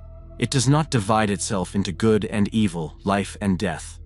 Instead, it creates places like this, where beauty lies atop danger, where survival means adaptation, and where death can be a still, unchanging sculpture resting in water that seems too calm to carry such power. There's a reason why few dare to wade into the waters of Lake Natron, and it's not just folklore or instinct, it's chemistry, raw and unforgiving.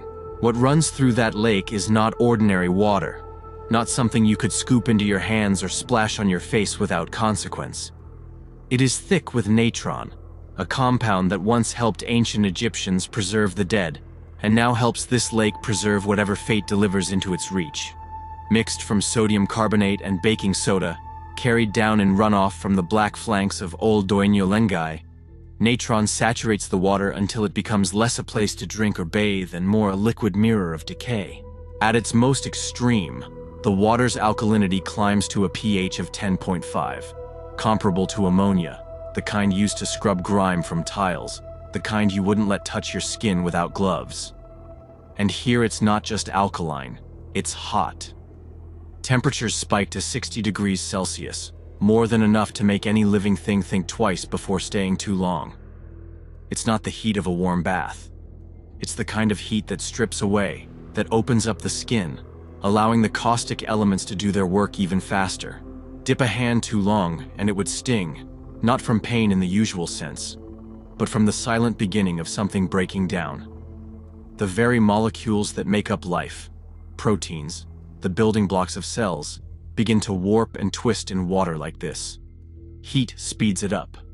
Alkalinity seals the deal. Proteins denature, a term scientists use to describe what happens when their carefully folded shapes unravel, rendering them useless. Skin, exposed too long, can peel. Eyes can cloud. Color leaches from fur, feathers, and flesh, pigments broken apart by the relentless chemistry of the lake. It's not just hostile. It's transformative in a way that has nothing to do with life and everything to do with decay. Most animals know better, or rather nature has taught them to stay away. To touch these waters is to risk dissolution, not in a dramatic instant, but through the quiet work of minerals and heat, doing what they've done for millennia. It's not poison in the sense of venom or acid. It doesn't burn fast. It corrodes slowly, dismantles. Immersion here isn't death by violence, it's death by process, by time. Few creatures are built to survive that. Even the ones that live nearby do so with distance, instinctively respecting what this lake is and what it is not. It is not for them. It is not for us. It is something other. Standing at the edge, a person might feel that truth settle into their bones. You could almost forget, in the stillness, that you're looking at a chemical killer, until you see what it leaves behind. A bird, turned ghost white, caught in a posture it never chose. A bat, seemingly mid-flight, suspended not in air, but in death. The water took them quietly, not as punishment, but simply as consequence. Because in a place like Lake Natron, the laws are older than mercy. And they are written in salt, in heat, and in time. At a glance, they look like sculptures. Perfect, uncanny renditions of birds and bats. Frozen in time as if some unseen hand had cast them in stone the very moment life left their bodies. You've likely seen the images, made famous by Nick Brandt. a photographer who captured the strange poetry of their stillness, with the kind of reverence normally reserved for monuments. The internet called them statues, petrified creatures caught by the lake's deadly waters and turned to stone in an instant. But nature doesn't work in magic tricks. What happened here is not the stuff of sudden transformation. It's slower, quieter, and in many ways more haunting. The truth is, no one turns to stone the moment they touch Lake Natron. There's no flash of chemical fury, no rapid crystallization. What happens is more methodical. When a bird or bat miscalculates its flight and collides with the lake's surface, mistaking the mirror-like reflection for open sky or clean water, impact alone can be fatal. Others may survive the fall but find themselves caught in the sticky alkaline mud that lines the lake's edge. Wings foul, feet sink, and the struggle is short. Insects too, drawn by instinct or confusion, meet a similar fate. The lake doesn't chase or capture, it simply waits. Once death has claimed them, the real process begins. The lake's water, thick with salts and minerals, starts to draw the moisture out of the body. Slowly, steadily, the tissue begins to dry. The air is hot, the water caustic, and together they act like a natural kiln. Over time, the skin tightens, hardens, and the body becomes something between sculpture and shell. A mineral crust forms, delicate but preserving. It's a kind of mummification, not unlike what ancient embalmers once tried to mimic with cloth and oils. Only here it's done without ceremony, without intent, just the elements doing what they've always done. There is something deeply human in the misunderstanding of this place. We want stories that fit neatly into metaphor. Lakes that turn you to stone, waters that punish hubris with instant consequence. But the truth is not so theatrical. It is slower, heavier. These creatures weren't cursed or frozen in some fantastical moment. They simply died, and in death, were held. The lake keeps them as they were, caught mid-flight, mid-crawl, mid-reach, not to scare us, but simply because that's what this environment does. It preserves. To walk along that shoreline and come upon one of these bodies is to feel something shift inside. You don't recoil in horror, not exactly. You pause. You see the shape of a life that once was, intact in a way few things are after death. And in that stillness, you begin to understand that time behaves differently here. Not faster, not slower, just without compromise. You wouldn't expect life to bloom in a place like this. A lake where death lingers just beneath the surface, where even the air carries a hint of warning. Sharp, hot, and heavy with salt. And yet, among the scorched earth and chemical stillness, there is a kind of quiet miracle that unfolds each year. The lesser flamingos return, drawn not by comfort, but by survival written in the language of extremes. They come by the thousands, painting the edges of the lake in soft pink, nesting on islands made not of soil or grass, but of hardened salt left behind when the water retreats under the dry season's sun. It is here, of all places, that they choose to raise their young. Not in spite of the lake's harshness, but because of it. Predators don't follow them. They can't. The conditions that make the lake deadly, its searing alkalinity, its scalding heat, act as a barrier, a natural fortress. No jackal or hyena will tread far across the burning salt crust. And so, for the flamingos, what looks like desolation is actually sanctuary. The lake protects without mercy, and in doing so, offers a kind of peace. But protection is only part of the story. The flamingos don't just survive here. They thrive, because the very chemistry that repels other creatures creates the foundation of a food web they depend on. Alkaline waters like these are home to dense blooms of cyanobacteria, ancient microorganisms that flourish in the high pH and turn the lake blood red or soft pink when their numbers swell. These bacteria feed on sunlight, churning out energy in silence, and in the process become the primary food source for the flamingos. It's not much by human standards, slime in the water, invisible filaments in cells, but it's enough to sustain entire colonies of birds, generation after generation. The flamingos filter these microbes through their beaks, drawing nutrients from what looks, to the eye, like poison. And they are not alone in making a living at the edge. Along the lake's perimeter, where fresh water from rivers and underground springs trickles in and softens the caustic brew, a few small fish cling to existence. Tiny tilapia, their world reduced to narrow bands of tolerable water, flit through the shallows like secrets kept from the rest of the lake. They don't wander far. Their bodies have learned to cope with sudden changes in salinity, with pH levels that would rupture the cells of most other fish. Inside them, special proteins keep their enzymes from unraveling in the alkaline soup. Their cells manage the salt with careful precision, pumping it in and out to maintain balance where there should be none. And then there are the extremophiles, invisible to the eye but everywhere in the lake's heart.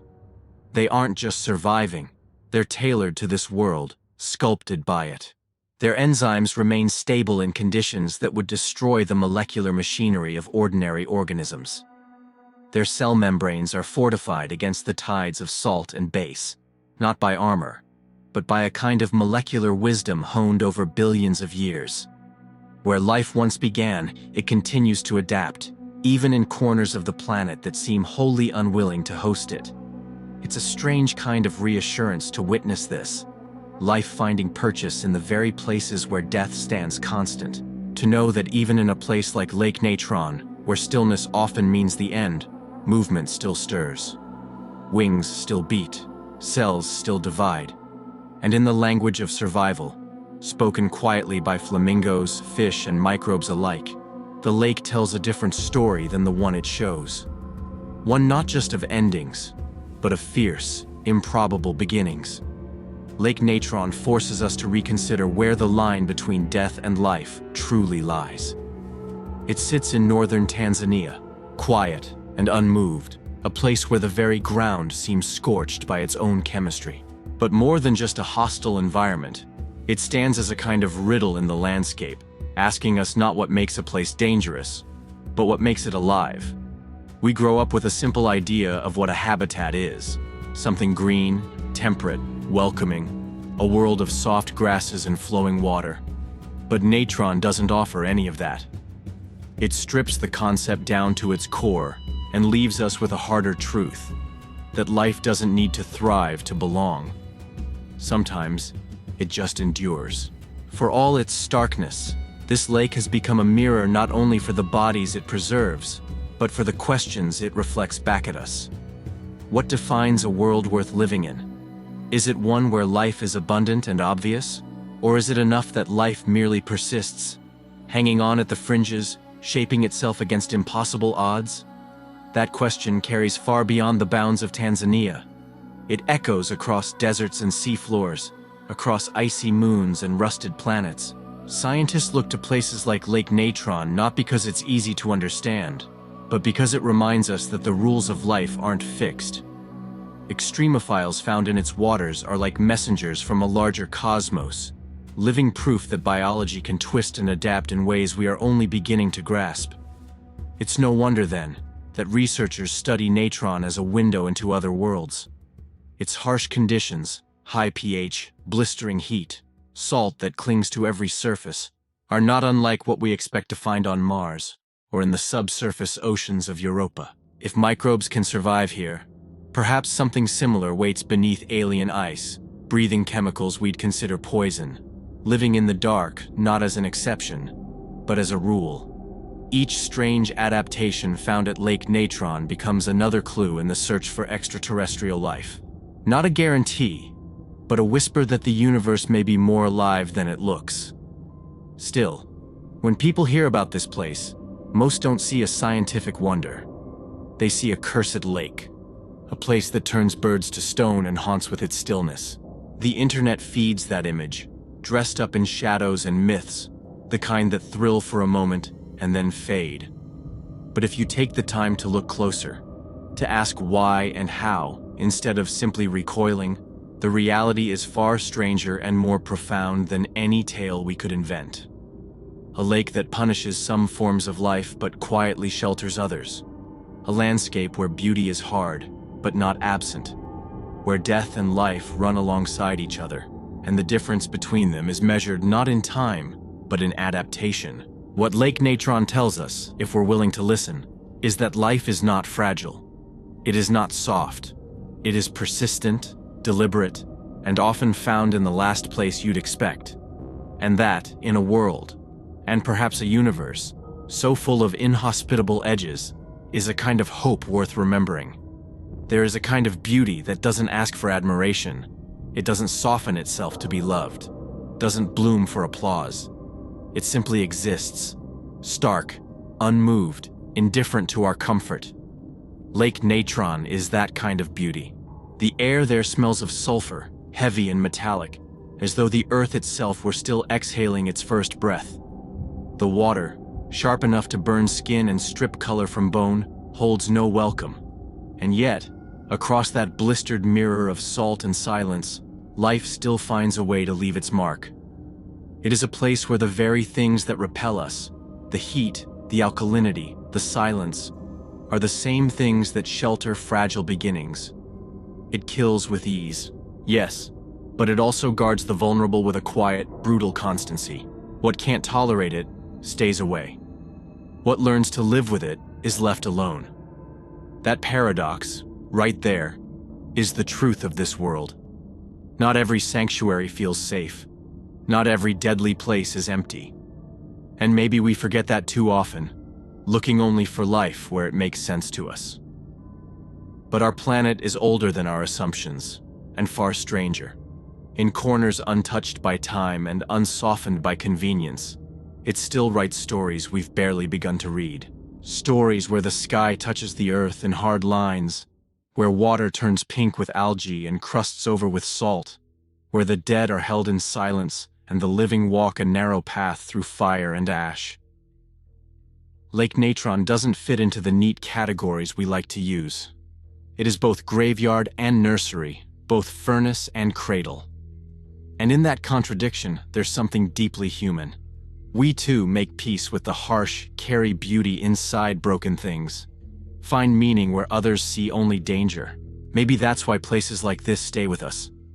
Because they remind us that the world is still wider than our understanding. That Earth, for all we've mapped and measured it, still carries pieces of the alien, the unknown, the otherworldly.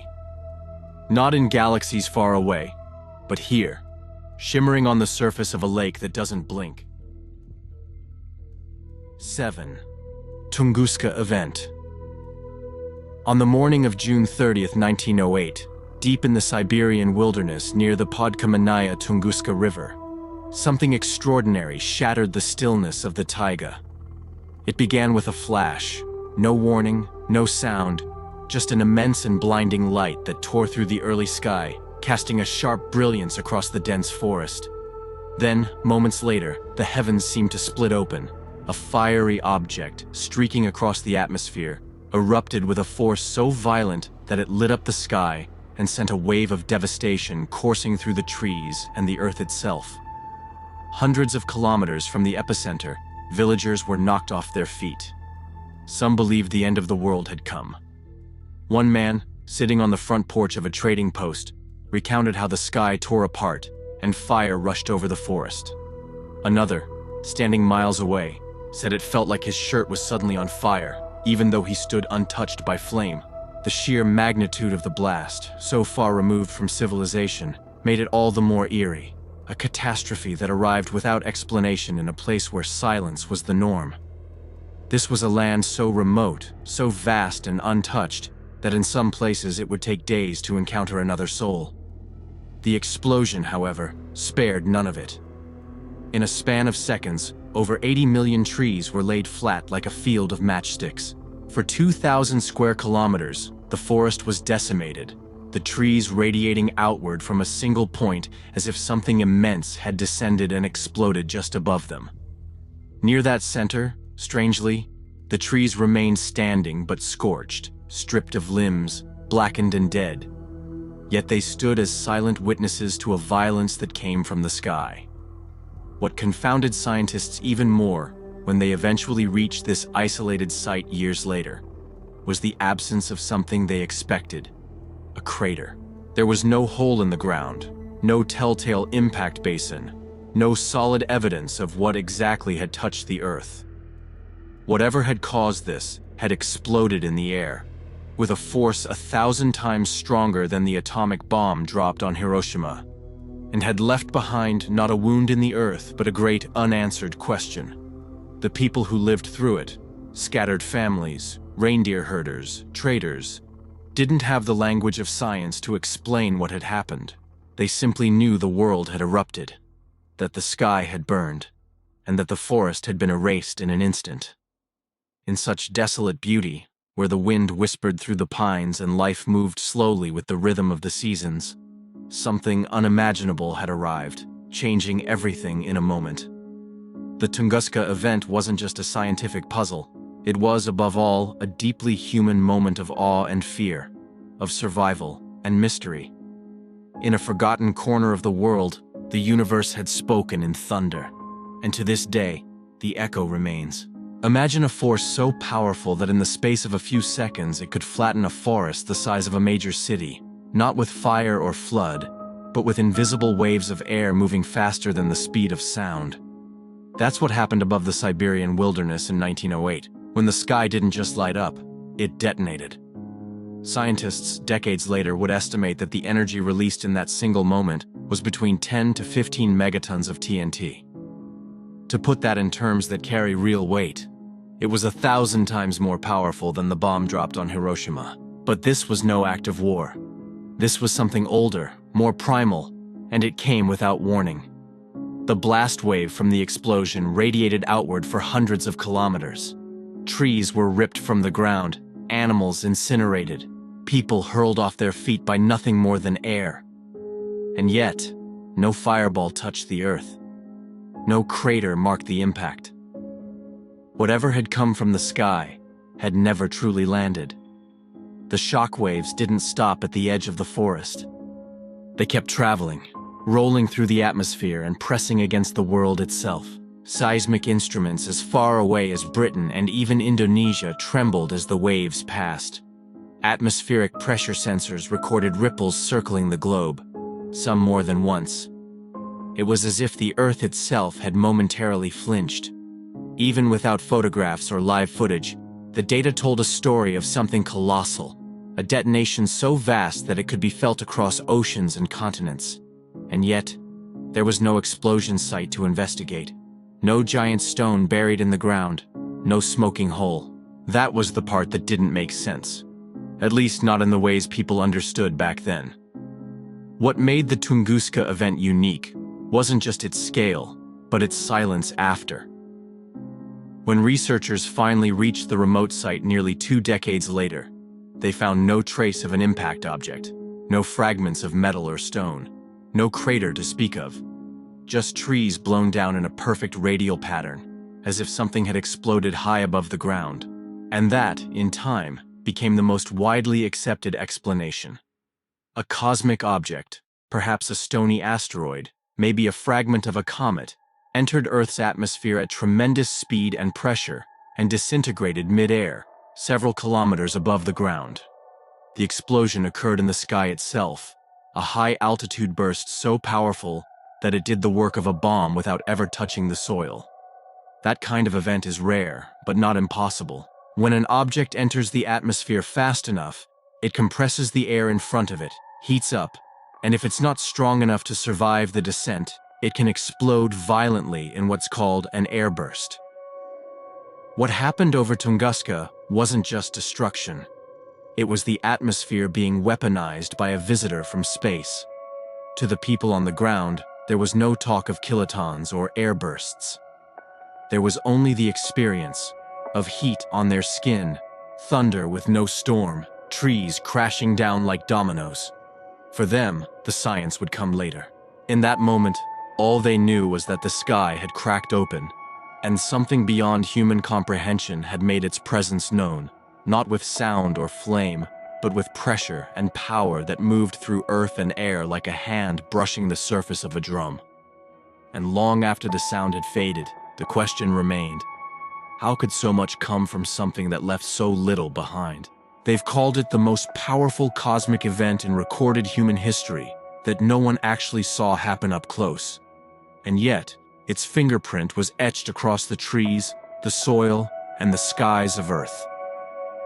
Long after the dust had settled and the world spun on, scientists would begin piecing together the riddle, not by what they found, but by what was missing.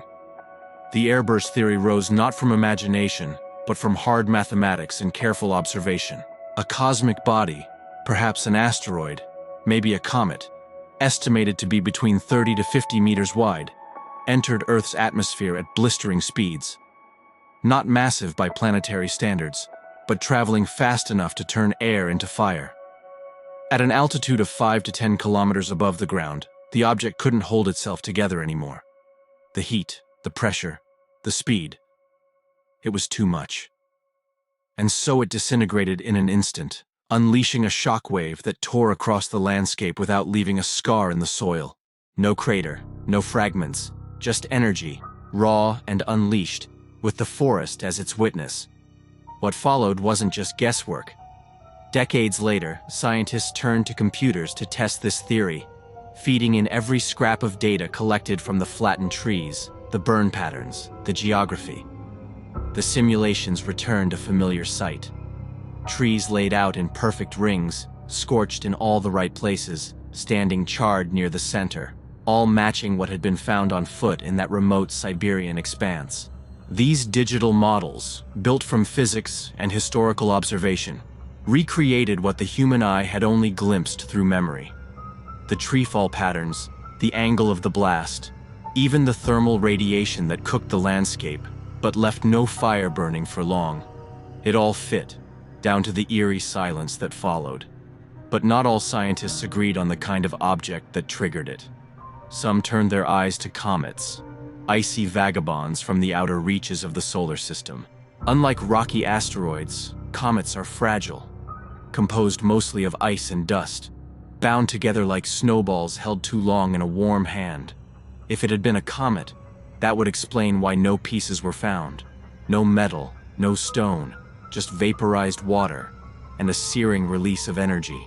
And that idea found support in the skies of Europe, where for days after the event, people saw strange glowing twilights, shimmering clouds high in the atmosphere, reflecting sunlight long after the sun had set. If the Tunguska object had been a comet, its icy remains might have scattered into the upper atmosphere, catching the light and painting the sky in ways never seen before. Still, not every theory was built on firm ground. Some wandered into the strange and speculative, ideas not born of evidence but of curiosity. One such thought imagined the object to be made of antimatter, colliding with our world and annihilating itself in a burst of pure energy. Others whispered of tiny black holes or microscopic wormholes slipping through dimensions, passing just close enough to disturb the Earth before vanishing into the void. And then, as with every mystery that grips the imagination, there were those who spoke of extraterrestrial visitors, of advanced machines that malfunctioned in the sky and exploded, leaving behind nothing but questions. These stories, fascinating yes, exist more in the realm of cultural folklore than in the laboratories and observatories where science does its quiet work. They say more about our hunger for the extraordinary than they do about the facts. But behind all the theories, one truth remains. Something immense happened above that forest. Something not fully seen, but deeply felt. And in the silence that followed, humanity did what it always does when faced with the unknown.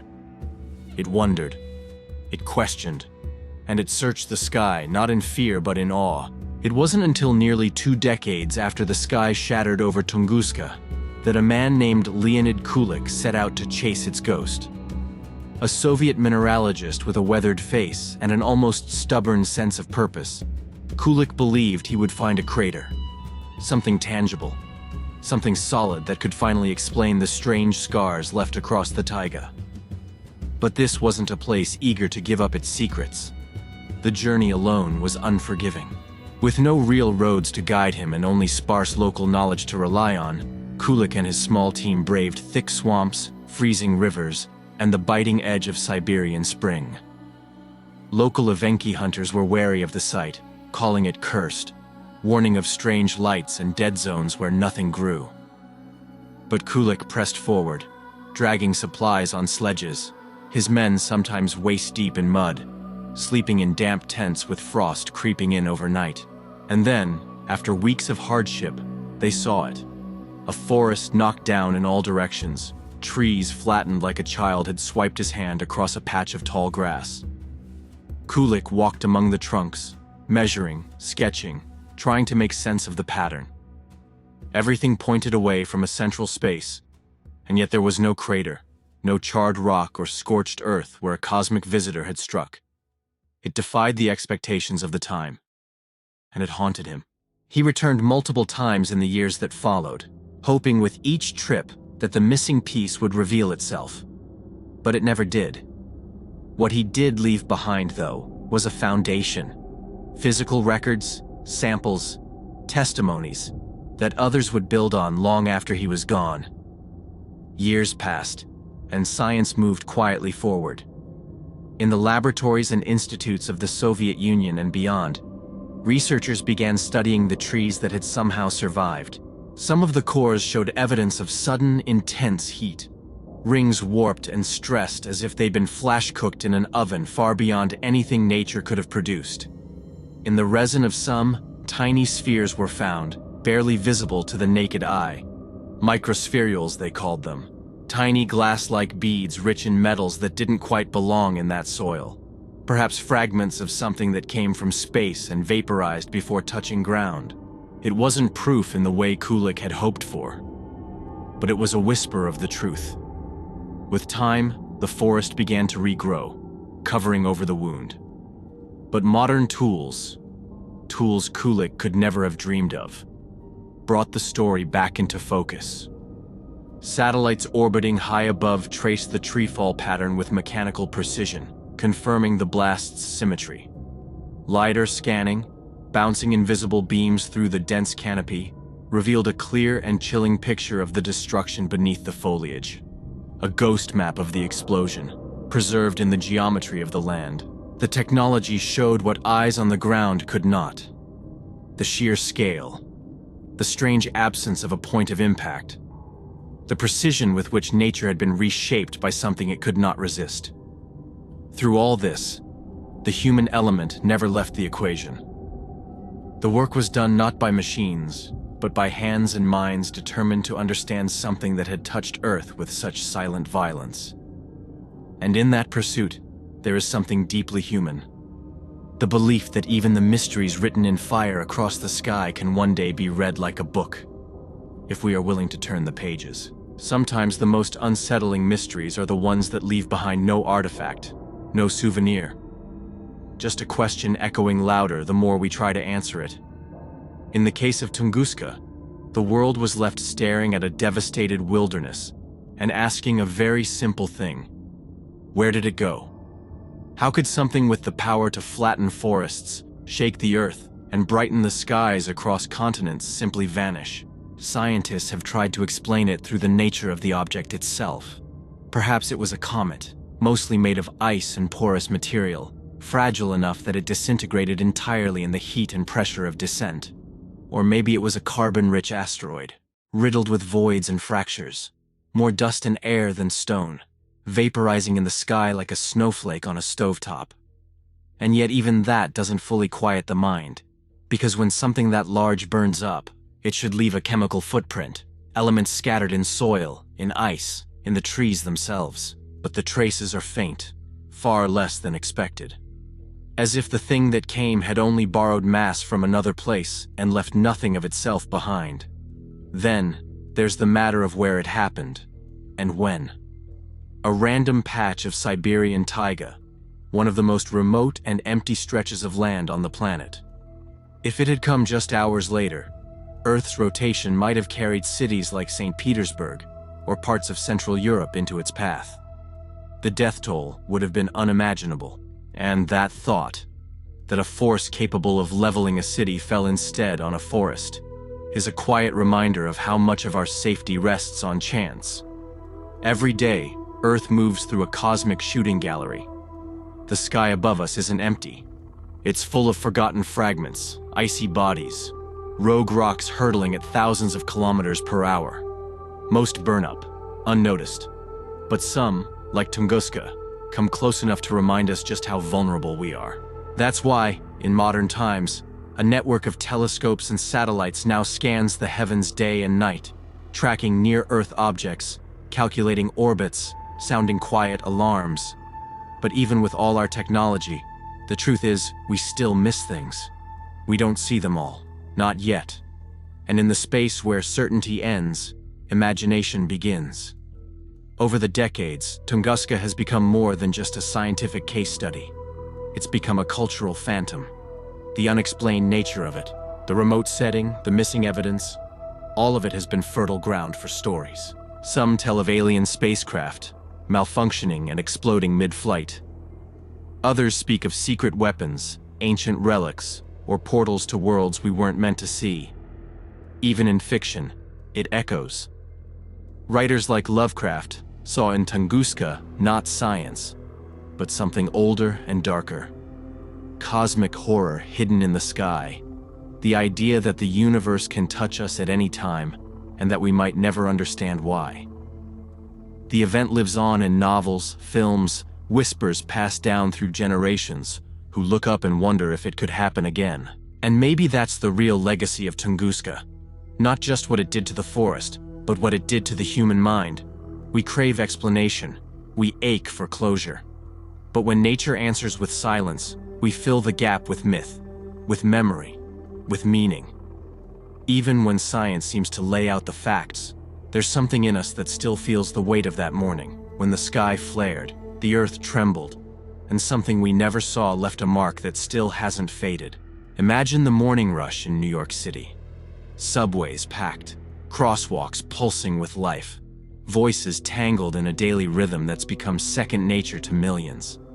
Now imagine, without warning, the sky flashes white, and in less than a heartbeat, the windows bow inward from a pressure wave moving faster than sound. Within seconds, buildings collapse as if made of paper, glass rains from the sky, and fire sweeps through concrete canyons that only moments ago echoed with footsteps and laughter. A Tunguska-class event over a modern metropolis wouldn't just be a local disaster, it would be a catastrophe on a global scale. Not because of its size alone, but because of where it lands. Hundreds of thousands dead in minutes. Hospitals overwhelmed, power grids knocked out, financial markets thrown into chaos, and a wave of fear that ripples far beyond the impact zone. Planes rerouted, governments scrambling, satellites detecting the heat bloom and triggering military alerts across nations unsure of what just happened. It would be the kind of moment that defines a generation, not because of war or ideology, but because a piece of the sky fell down. And that's what makes the Tunguska event more than just a strange page from the past. It's a warning in plain sight, a cosmic flare that says, this can happen again. Earth hasn't stopped turning through the same cosmic debris field, and the objects that wander near us don't care where we build our cities or what flags we fly. But today, we're not completely blind. Agencies like NASA and ESA are watching. They've built networks of telescopes, some on the ground, others in orbit, scanning the heavens for near-Earth objects, tracking their paths with precision that grows sharper by the year. The goal is simple: see it coming before it sees us. The DART mission, NASA's first real attempt at planetary defense, proved something extraordinary. We're not just passive observers anymore. In 2022, they launched a spacecraft and deliberately slammed it into an asteroid, changing its orbit ever so slightly. It was a small act, cosmically speaking, but monumental in meaning. For the first time, humanity nudged a celestial body with intent, to protect rather than explore. And we're not stopping there. Missions like NEO Surveyor are in the works, designed to find the objects we haven't spotted yet, especially those that approach from the direction of the sun, hidden in the glare, waiting. Meanwhile, planetary defense simulations bring scientists and world leaders together to practice what they'd do if an object were on a collision course with Earth. These aren't science fiction exercises. They're blueprints for survival. But for all our technology, there's still an uneasy truth. We can't see everything. Some objects are dark, small, fast-moving. Some don't reflect enough sunlight to reveal themselves until they're already too close. And the gap between what we know and what we don't, that's where the fear lives. Yet it's also where the will to act begins. Because the sky, vast and quiet as it may seem, is not empty. It never has been. And while we can't stop the universe from sending something our way, we can prepare for the moment when it does. That's the burden and the beauty of being human in a world that spins beneath stars that sometimes fall. There are stories the Earth tells in silence. No headline, no witness with a camera in hand. Just trees leaning away from an unseen center, rings of growth warped by heat that came from nowhere, and villagers who remember a morning when the sky burned, though they never saw what did it. The truth is, we've spent over a century trying to explain what happened at Tunguska, and while the models get sharper and the simulations more convincing, there's still a gap between the facts and the final word. We've drawn the outlines of a comet or an asteroid, mapped the fireball's probable path through the upper atmosphere, and matched the pattern of fallen trees to a blast that never quite touched the ground. And yet, something still slips through. Some questions are too big to hold in the palm of a theory. Why no crater? Why so few remnants? Why here? Why then? You can run the numbers 1,000 ways, but the feeling lingers that what happened wasn't just rare. It was a message left in the forest that we almost didn't notice. It's easy to treat Tunguska like a mystery solved, to wrap it up in a folder marked Explained, and tuck it away in the archives of strange but distant history. But that would miss the point entirely. Because Tunguska was never just a case study. It was a glimpse. A fleeting moment when the planet we think we know reminded us that it moves through a universe indifferent to our schedules, our skylines, our sense of permanence. A place where silence can fall from space, strike with the force of millions of tons of TNT, and vanish without a trace except in scorched wood and startled memory. No crater, but a scar nonetheless. Not in the ground, but in time. And that is why we still speak of it, why the mystery endures. Not because we haven't found the shape of the object or the altitude of the blast, but because we now understand that something like it could happen again, at any moment, without warning. That above us, in the thin blue ceiling we call sky, there are things still moving, still waiting to be seen. Some small, some not. And every so often, one of them remembers we're here. The unknown doesn't always come with sound or fury. Sometimes it comes with fire and wind, a morning unlike any other, and a silence afterward that stretches across generations. 8. Sailing stones. In the heart of one of the most unforgiving landscapes on Earth, there lies a stretch of ground that feels untouched by time. Racetrack Playa, nestled deep within Death Valley National Park in California, is a place that exists on the edge of silence. There is nothing loud here. No wind that howls with urgency. No life that demands to be seen. What you find instead is a dry, desolate lake bed, flat as glass, and wide as a forgotten dream. It's remote in a way that feels almost sacred, surrounded by mountains that seem to keep secrets and silence in equal measure. The air is dry to the bone, the sun relentless, the isolation complete. It's not a place people pass through. It's a place you have to mean to find. Walk across the cracked mud surface of the playa, and you realize you're standing in a place that barely tolerates the presence of anything living. The ground under your feet is brittle, fractured into a jigsaw of hardened clay, baked by temperatures that often push past the limits of what the body can endure. For most of the year, it's parched and motionless, but on rare occasions, moments that seem more whispered than declared, the conditions shift just enough. A shallow layer of rainwater, almost imperceptible, may settle overnight. Then, the bitter desert cold dips below freezing, forming a delicate crust of ice. When morning sun returns and the ice begins to crack and melt, something curious happens. Something no one believed for decades, though the evidence was clear as day. Out there, scattered across the playa, are stones, ordinary in appearance, but possessed of something quietly profound. Some are no larger than a man's fist. Others are massive, weighing hundreds of pounds. But all of them share something that stirs the mind: a trail, carved neatly into the clay behind them. Long, winding paths that snake across the barren floor like signatures. These trails bend, loop, split off from one another. They intersect like conversations and run side by side like old friends. And yet, no one has ever seen them move. There are no boot prints, no tire marks, no drag lines from rope or tool. Just the stones and their mysterious journeys. To stand beside one of these stones is to be caught between fact and wonder. It's not that the motion is questioned anymore. We know the trails are real. But when you look around and see nothing but stillness, you begin to understand the quiet gravity of the place. No animals, no wind gusts capable of this feat. No hand pushing or lifting. Just something in the balance between nature's harshness and its occasional gentleness. A set of rare conditions that turn this inhospitable stage into a near frictionless plain. And in that narrow window of possibility, these stones begin to move. Not fast, not loudly, but with purpose. As if the earth, just for a moment, remembers how to dance. There's something human in that. Not because we caused it, but because we recognize it. Movement without witness. Stories written in silence.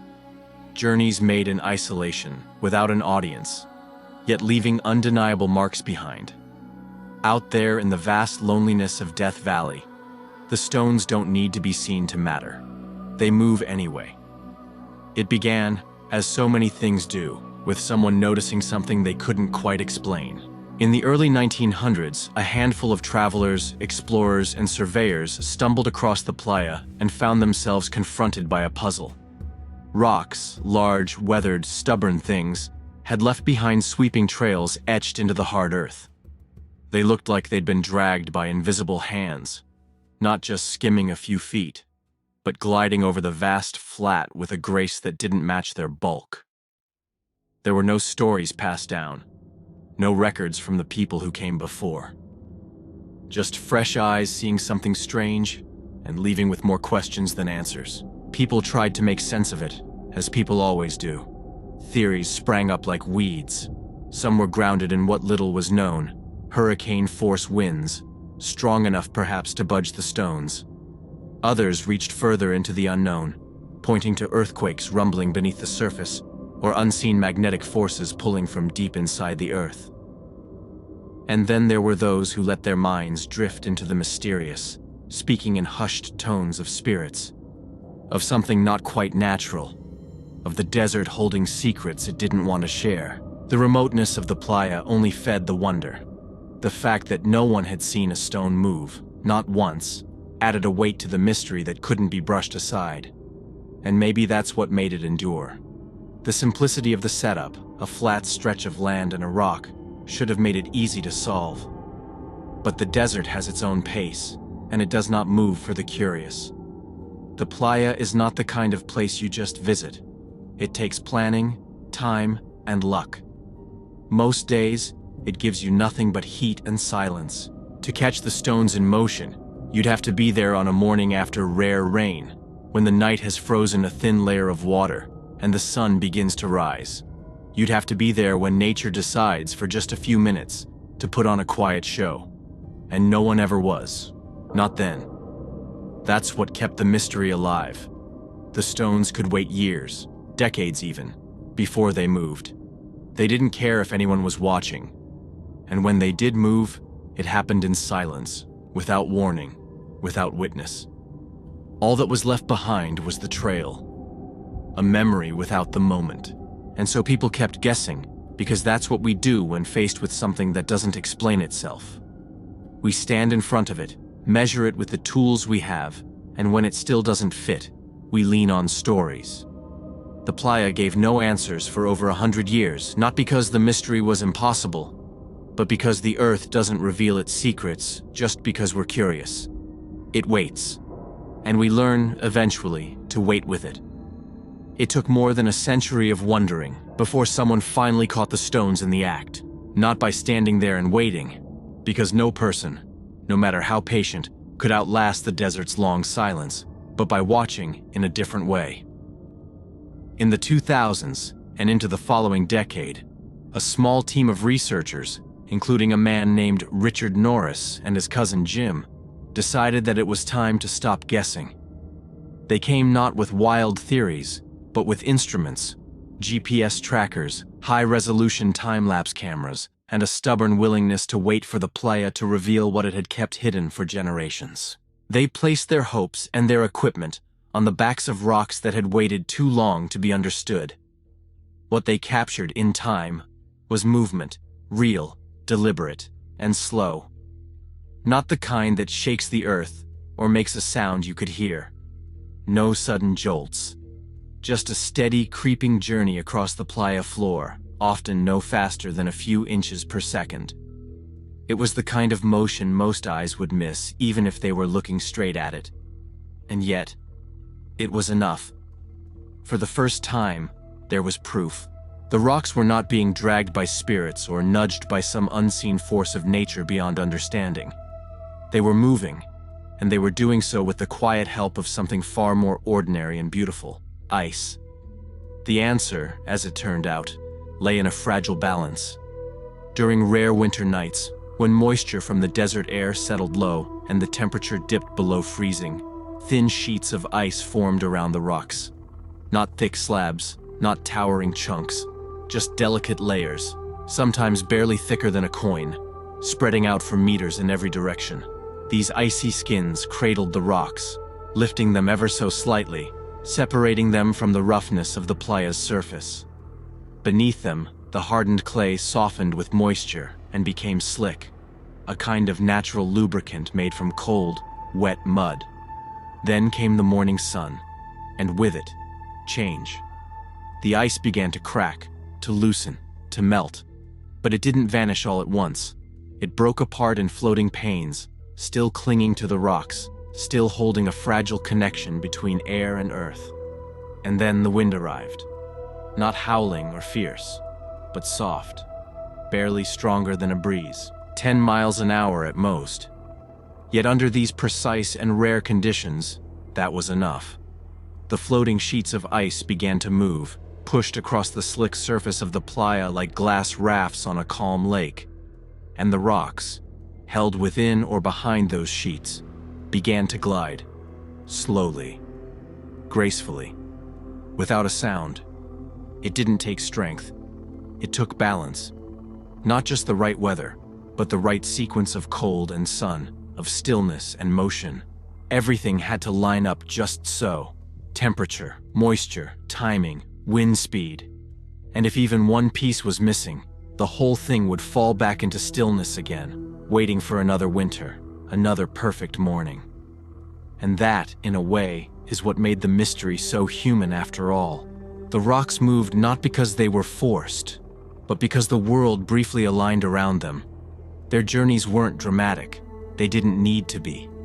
They were quiet, real, and rare. And in those quiet moments, the desert taught us something we often forget: that not all answers come with noise, and not all movement needs to be seen to be true. Not all stones on the playa are the same. Some are sharp-edged and dark, others worn smooth by time, speckled in pale grays and dusty reds. Most are dolomite or syenite, fragments broken off from the cliffs and slopes that surround the playa like quiet sentinels. They tumbled down over the years, centuries, maybe longer, nudged loose by gravity, weathered by wind, and carried, ever so slowly, down to the basin floor. Each one carries a kind of history, a memory of the mountain it once belonged to, and now they sit on the dry, cracked lake bed like lost travelers, waiting for a rare set of conditions to move again. Look closely at the trails they leave, and you begin to see the stones' individual personalities take shape. The larger ones, heavier and broader, tend to carve wide, deliberate paths, their weight pressing deep into the soft mud beneath the ice. Smaller stones skim across the surface more easily, their trails narrow and often more erratic, bending and shifting like a thought that changes direction mid-sentence. Some move straight across the playa for dozens of feet, as if they knew exactly where they were going. Others twist and curl, loop back on themselves, or veer sharply, leaving behind a signature that makes no immediate sense. But nature rarely moves in straight lines for long. These winding trails suggest more than just the wind's direction. They hint at the fragile, floating dance of thin ice sheets nudging the stones along. Some stones bump into others, changing course slightly, like two strangers brushing shoulders in a crowd. Some get caught at the edge of a micro-ridge, imperceptible to us, but enough to turn a gliding stone to the left or hold it back for a moment. The smallest variation in the ground's surface, the most subtle change in the way the ice melts or breaks, can alter a stone's path entirely. That's why no two trails are ever quite the same, just like no two lives unfold in identical ways. And maybe that's where we recognize something of ourselves. We think of rocks as still, as permanent, as things that do not change. But under the right conditions, even they are set into motion. And each one follows its own course, shaped by its form, its weight, and the forces acting gently upon it. Some leave long, bold marks across the desert floor. Others trace quiet, wandering lines that fade with time. Yet all of them have moved, and all of them leave something behind. A trail, a story, a record written not in haste, but in the slow, deliberate language of time. Even now, with cameras having captured the motion and sensors having tracked the path, there's something about the sailing stones that refuses to feel entirely ordinary.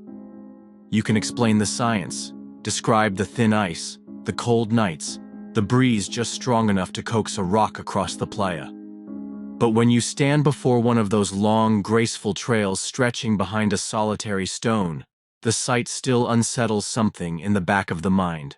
Rocks simply aren't supposed to move like that. They aren't supposed to leave behind delicate, meandering traces, like signatures etched in mud by invisible hands. And maybe that's why, even after the mystery has been unraveled, it still captivates. What happened out there was never magic, but it might as well have been. Because what made it possible wasn't some complex machinery or futuristic force. It was something quieter, something older than we are. A low-tech, patient alignment of nature's subtleties, a cold night, a thin skin of ice, just enough water, just enough wind, and time. Always time.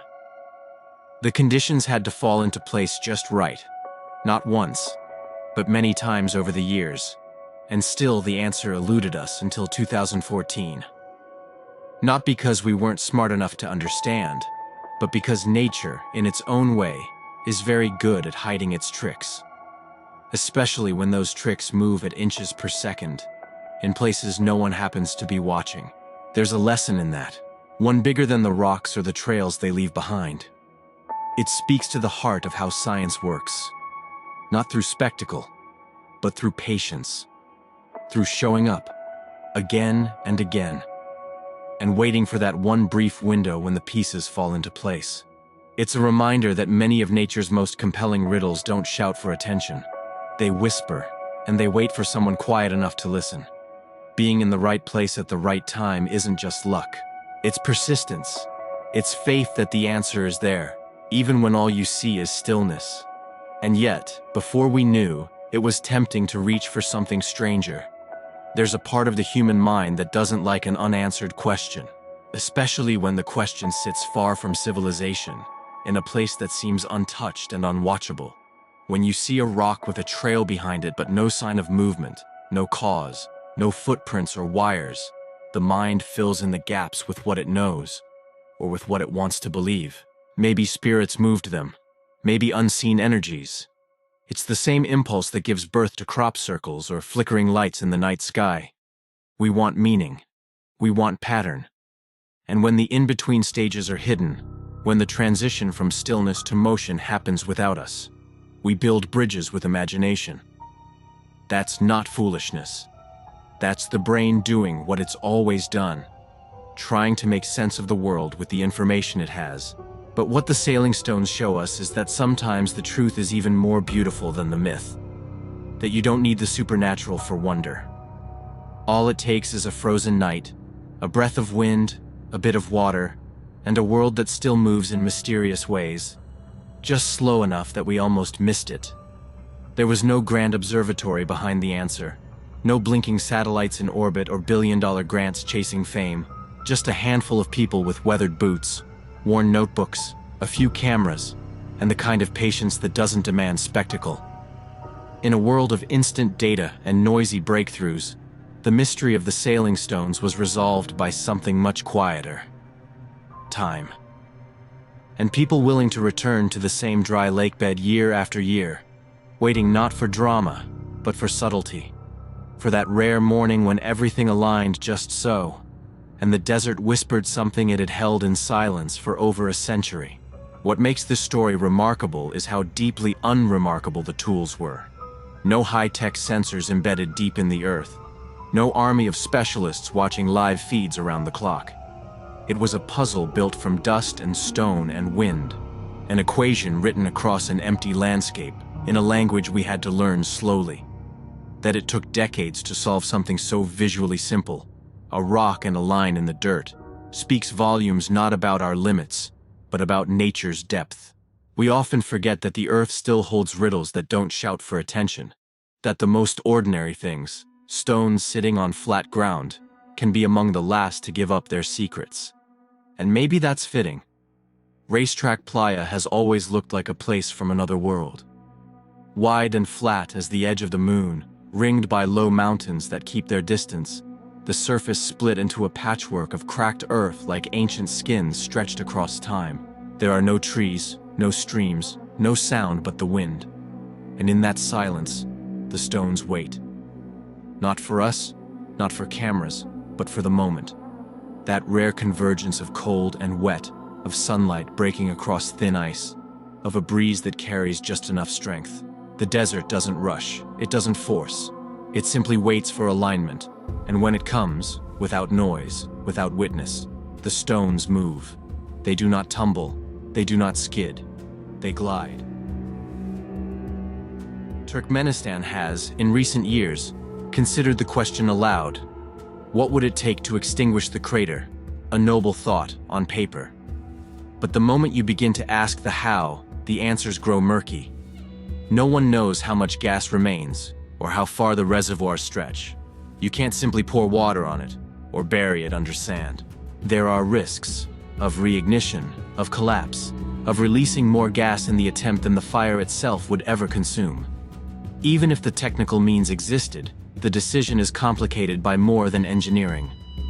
For the people of Turkmenistan, and for the world, that burning hole has become something more than just a mistake. It's a symbol now, of power, of nature's depth, of human miscalculation, and the awe it leaves behind. So it burns on, not just because we can't stop it, but because doing so might erase something we still don't fully understand. For now, it remains as it is. A warning whispered in flame, a monument to the fragile boundary between the world we build above and the forces that move far below. It began with a drill, a plan, and a purpose. Extract fuel from the earth, turn it into energy, feed the growing needs of a world always hungrier for more. The men who stood over that desert in 1971 weren't chasing chaos. They were doing what humanity had done for generations, reaching into the ground to pull something useful out.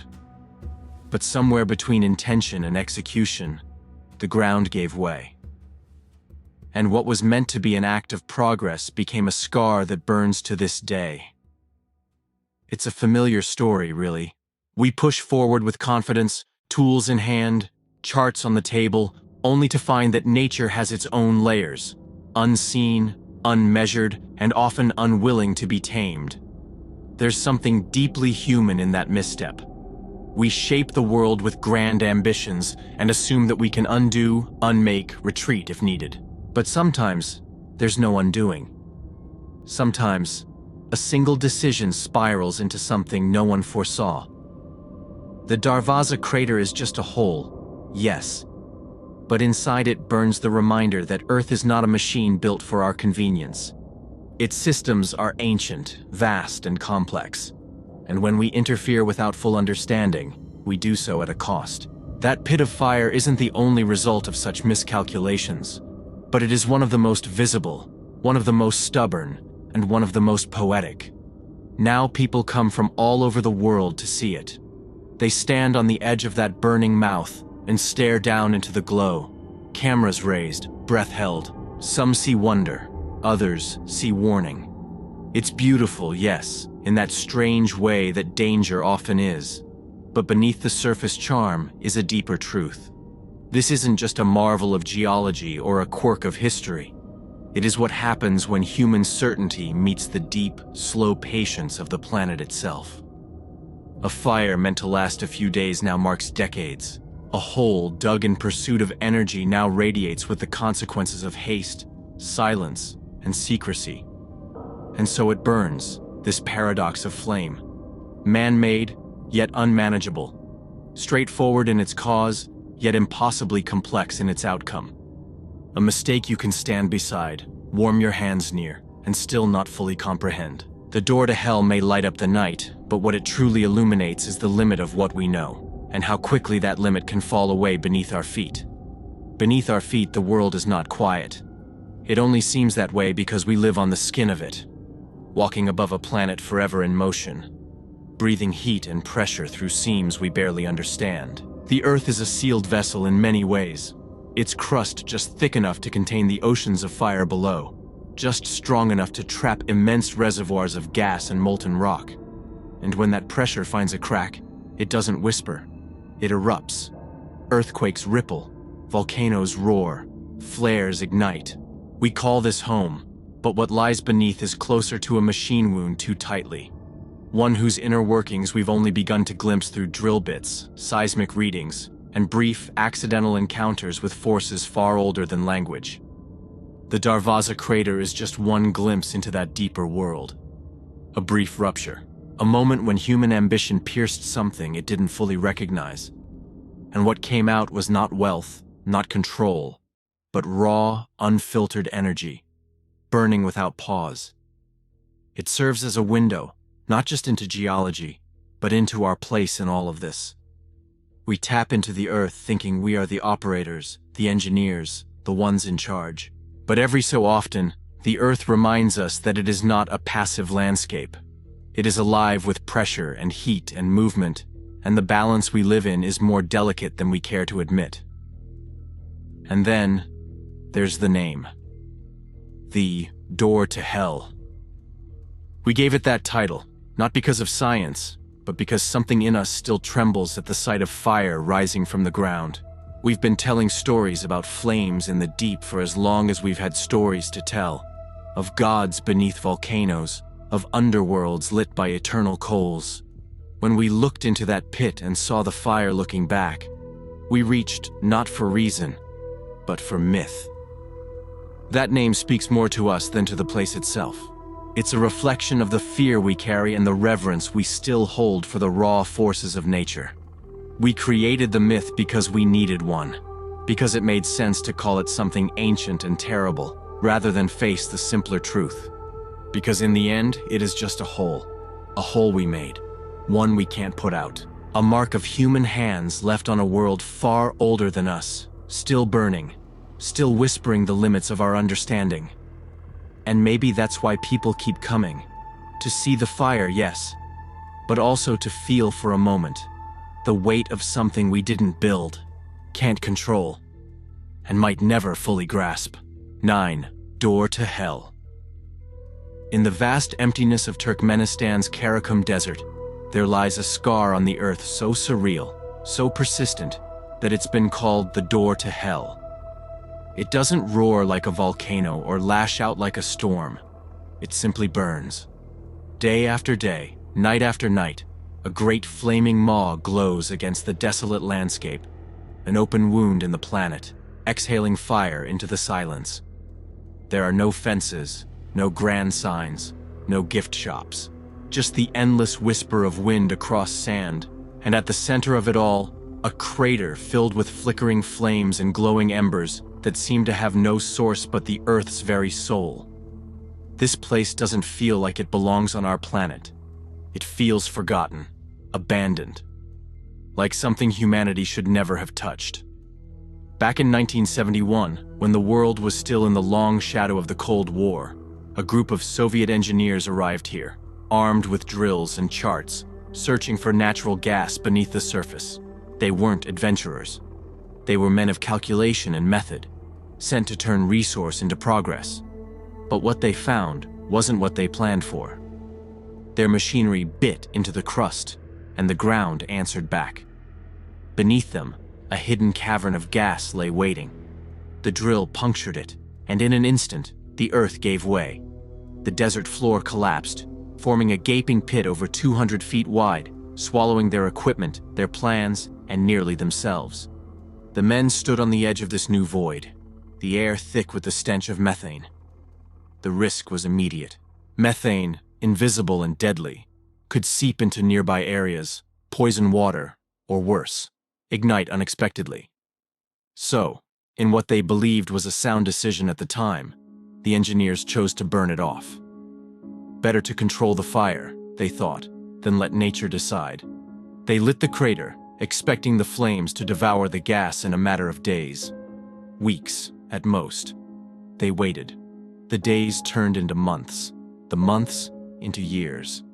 And still, the fire raged. Now, over 5 decades later, the crater still burns. No one knows exactly how much gas lies below. No one's sure when, or if, it will ever stop. Tourists who make the long, dusty trek often speak of standing near the edge at night, feeling the heat on their skin, watching the flames dance like spirits in the dark. But for those who lit it, for the engineers who witnessed the ground fall away beneath their boots, it was no tourist sight. It was a moment of consequence, of action met with the unexpected. A decision made in urgency that opened a gate no one can close. In this quiet, blazing pit, human hands met the deep forces of the earth, and the earth did not blink. Beneath our feet, far below the soil and stone, there exists a realm of immense pressure and quiet force, an invisible world shaped over millions of years, where pockets of gas lie trapped within layers of rock-like breath caught in the chest of the earth. These gases, made mostly of methane along with other flammable hydrocarbons, are the remnants of ancient organic matter, plants and animals long gone, transformed by time and pressure into fuel. Methane itself is a ghostly substance, colorless and odorless, but capable of immense energy. Left to its own devices, it rests beneath layers of sedimentary rock, sealed in by what geologists call cap rocks, formations dense and tight enough to trap the gas, holding it in like the lid of a boiling pot. These seals keep the gas where it is, deep and undisturbed, until something comes along to break them. When the pressure builds, or the seal is punctured, either by the slow violence of shifting tectonic plates, or the sharp intrusion of a human drill bit, that trapped gas doesn't drift upward politely. It escapes with sudden force. If the geology is unstable, the ground can collapse inward, forming craters or sinkholes in an instant. And that's what happened at Darvaza. The engineers didn't know what they'd struck until the earth gave way. One moment, they were searching for resources, and the next, they were staring into a void they hadn't meant to create. The gas, once buried under countless tons of rock, now had an open door to the surface, and it wasted no time rushing out. Faced with a problem they couldn't unearth their way out of, the engineers turned to a method known in the oil and gas industry as flaring. It's not elegant, and it's not without its own consequences. But when methane escapes into the open air, burning it is often the lesser of two evils. Methane is a powerful greenhouse gas, over 80 times more effective at trapping heat than carbon dioxide in the short term. Letting it leak unchecked into the atmosphere would have meant not just a danger to local life, but a contribution to warming the entire planet. So they made a choice. They lit it. Not out of carelessness, but out of logic rooted in what science they had. Better to burn the gas in a controlled fire than let it poison the air or ignite unexpectedly. There's something undeniably human in that moment. A mix of error, instinct, and reasoning under pressure. No celebration, no triumph. Just a group of men in a remote desert, trying to contain a force older and far more patient than they were. They didn't know the fire would last a lifetime. They just did what they thought was right with the tools and understanding they had. And the crater has burned ever since, a reminder not just of the power beneath the ground, but of the choices we make when that power slips free. It keeps burning because, somewhere beneath that crater, the Earth hasn't stopped breathing. You might expect fire to tire out after all these years, to flicker and fade the way campfires do when the wood is gone. But this one doesn't. It burns with the same steady hunger it did decades ago, as if fed by something far more vast than anyone imagined. The assumption back then was simple. The gas would run out. But nature doesn't often follow our assumptions. What lies beneath may not be just a single gas pocket, but a complex system of reservoirs and porous rock layers that allow methane to seep in slowly, steadily, endlessly. It could be drawing fuel not from one place, but from a wide, tangled network beneath the desert. The kind of system no drill could map and no document ever captured. And that's part of the trouble. No one really knows. There's no official blueprint, no detailed Soviet file to open and examine. Whatever records may have existed either weren't kept with care, or were locked away behind the closed doors of an empire that treated information like a guarded relic. Even the men who were there likely knew only what they could see and what they could guess. The collapse happened, the gas escaped, the fire was lit, and beyond that, history goes quiet. Now, decades later, researchers, journalists, even scientists find themselves chasing shadows. There are no public surveys, no trustworthy geological data from the Turkmen government. What information does exist comes in fragments, second-hand stories, whispered details, grainy photos, and cautious speculation.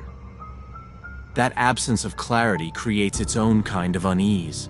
In a world where satellites map the surface of Mars and sensors listen for the heartbeat of distant stars, here on Earth, in a desert some have never even heard of, there burns a flame no one can explain with certainty. It's a reminder that not everything is in the files. Not every question comes with an answer waiting in a lab or a library.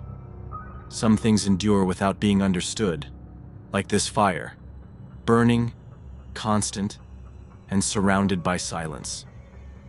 It's not just the flame that refuses to die. It's the mystery, too. Somewhere beneath the quiet fields and mountains of this planet, more fires may already be waiting. Hidden beneath farmland, beneath ghost towns, beneath empty stretches of desert and tundra, there are reservoirs of natural gas, thousands of them, tapped, untapped, forgotten, or sealed with aging caps and fading maps. Some lie dormant and quiet, while others have slipped through the cracks, leaking slowly or collapsing violently, with no headlines to mark the moment.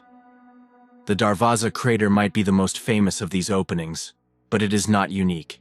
Across the Earth's crust, we've left behind a trail of extraction, holes, shafts, tunnels, each one a silent question about what we've awakened beneath our feet. You don't have to look far to find other flames that refuse to die. In Centralia, Pennsylvania, an old coal seam fire has burned since 1962, spreading underground for miles, evicting an entire town and turning streets into fractures of smoke and ash. That fire, like Darvaza, was never meant to last. But the Earth is not always eager to let go of what it's been fed. Once ignited, a subterranean fire can find its own paths through fractured rock and porous earth, breathing in oxygen and feeding on forgotten fuel for decades, sometimes even centuries. And while methane burns faster and brighter than coal, its pathways underground can be just as unpredictable. That's the unsettling part of all this. It's not just about one pit in one desert. It's about how little we truly control once the underground decides to answer back. 10. Hessdalen Lights. In a quiet, mist-laced valley tucked into the rugged folds of central Norway lies Hessdalen, a place that seems at first glance like many others in the Scandinavian wilderness. It is remote, sparsely populated, surrounded by forests and mountains that rise in quiet, unmoving testimony to time. Winters are long and biting, coating the land in a stillness that feels almost eternal. The air hangs heavy with cold, and when the clouds part, the sky stretches out with an uncanny clarity, revealing stars that flicker like ancient memories. But beneath that vast ceiling of silence, something else stirs. Something that has drawn the curious, the scientific, and the skeptical alike. What brought eyes to this valley wasn't its peace, nor its solitude, but the lights, unexplained, untethered to human design, and yet unmistakably real. The Hessdalen lights, as they came to be known, have been appearing here since at least the early 1930s. But it was in the 1980s that they began to show themselves with a boldness no one could ignore. Witnesses, locals mostly, people who knew the sky like they knew their own breath, reported strange orbs of light hovering above the ground or drifting silently through the air. These weren't quick flickers mistaken for stars or aircraft. They lingered. Sometimes they blinked gently, like some quiet signal. Other times they shot across the valley in zigzag patterns that defied not only logic, but gravity itself. Descriptions of the lights have varied over time, but common threads run through them. People speak of them glowing white or shining yellow like the last rays of sun bouncing off snow. Some have seen them in deep, angry red, others in fleeting blue or green. They can appear just a few meters above the ground, moving along ridges or trees, or high above the valley, almost brushing the stars. There's something eerie about the way they hold their position, suspended, as if watching. And then, without warning, take off with a speed that no known aircraft could replicate. Some sightings last mere seconds, just enough to catch the eye. Others stay for over an hour, almost as if inviting a deeper gaze. Locals have come to accept the lights in their own way. They don't rush to conclusions, nor do they pretend nothing is happening. For them, the lights are a part of the valley, like the snow or the wind or the dark silence that settles in once the sun slips away. Scientists have come too, setting up cameras, instruments, and measuring devices, hoping to catch some clue. But for all their effort, the lights remain distant. Not hostile, not welcoming, just present. And that presence, that quiet refusal to explain itself, is perhaps what draws us in the most. Hessdalen does not scream for attention. It hums with mystery, whispering to those who care to listen, not with answers, but with questions that feel older than the mountains themselves. It was in the early 1980s, between 1981 and 1984, when the quiet of Hessdalen Valley gave way to something altogether more unsettling. Reports started to pour in, not a handful, not sporadic whispers, but dozens each month. At the peak, there were as many as 20 separate sightings in a single week. These weren't secondhand tales or fanciful rumors. These were families, farmers, and hunters, people who didn't trade in fantasy, stepping out into the cold night and seeing things that made them question what they thought they knew about the world. It didn't take long for the word to spread beyond the valley. Something strange was happening, and it wasn't going away. The people living there, many of them raised on a steady rhythm of seasons and hard work, didn't have a name for what they saw. But they had questions. At first, there was fear. Children were kept inside after dark, and some folks wondered aloud if these lights meant something ominous. But as weeks turned into months, fear gave way to fascination. People began watching the skies with quiet anticipation. They'd gather outside on winter nights, looking not for comfort in the stars, but for movement. Those erratic, glowing intrusions that seemed to obey no rule. The media caught wind of it soon enough. Journalists with cameras and notepads arrived, asking questions that the locals had already grown tired of trying to answer. What was it? Where did it come from? Why here? That swelling curiosity didn't just stay in the hands of reporters. Scientists began to take notice, those who understood that not everything unexplained must be imaginary. By 1983, they were on the ground, What followed was one of the earliest serious attempts to bring science into direct contact with the phenomenon. It came to be known as Project Hessdalen, a collaboration between scientists and engineers who weren't afraid of chasing the unknown into the snow-covered silence of Norway.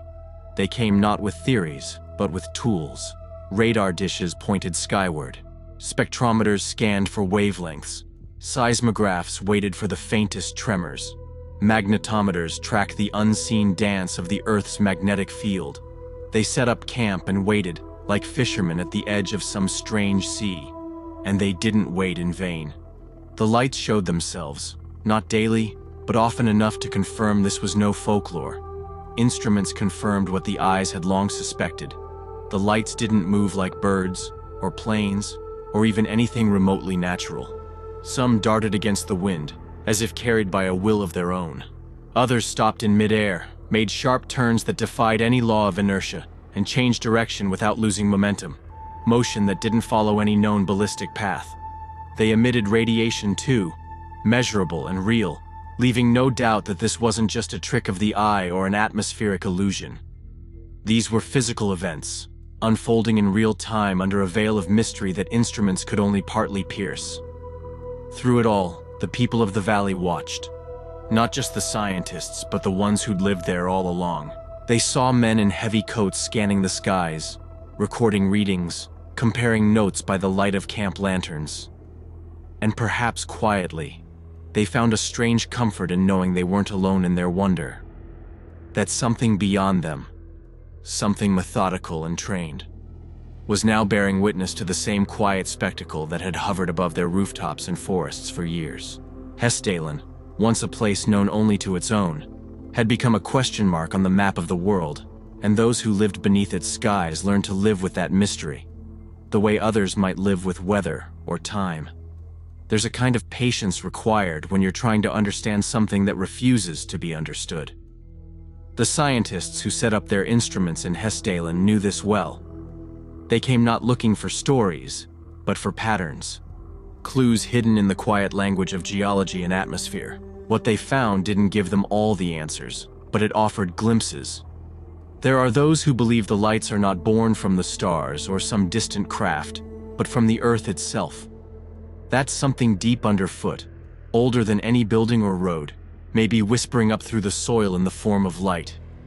One idea draws its strength from the very bones of the valley. Beneath Hessdalen, there's quartz, plenty of it, laced through the rock like veins in an old hand. Quartz, under the right kind of pressure, doesn't just sit quietly. When squeezed or stressed, it generates an electrical charge, a property known as piezoelectricity.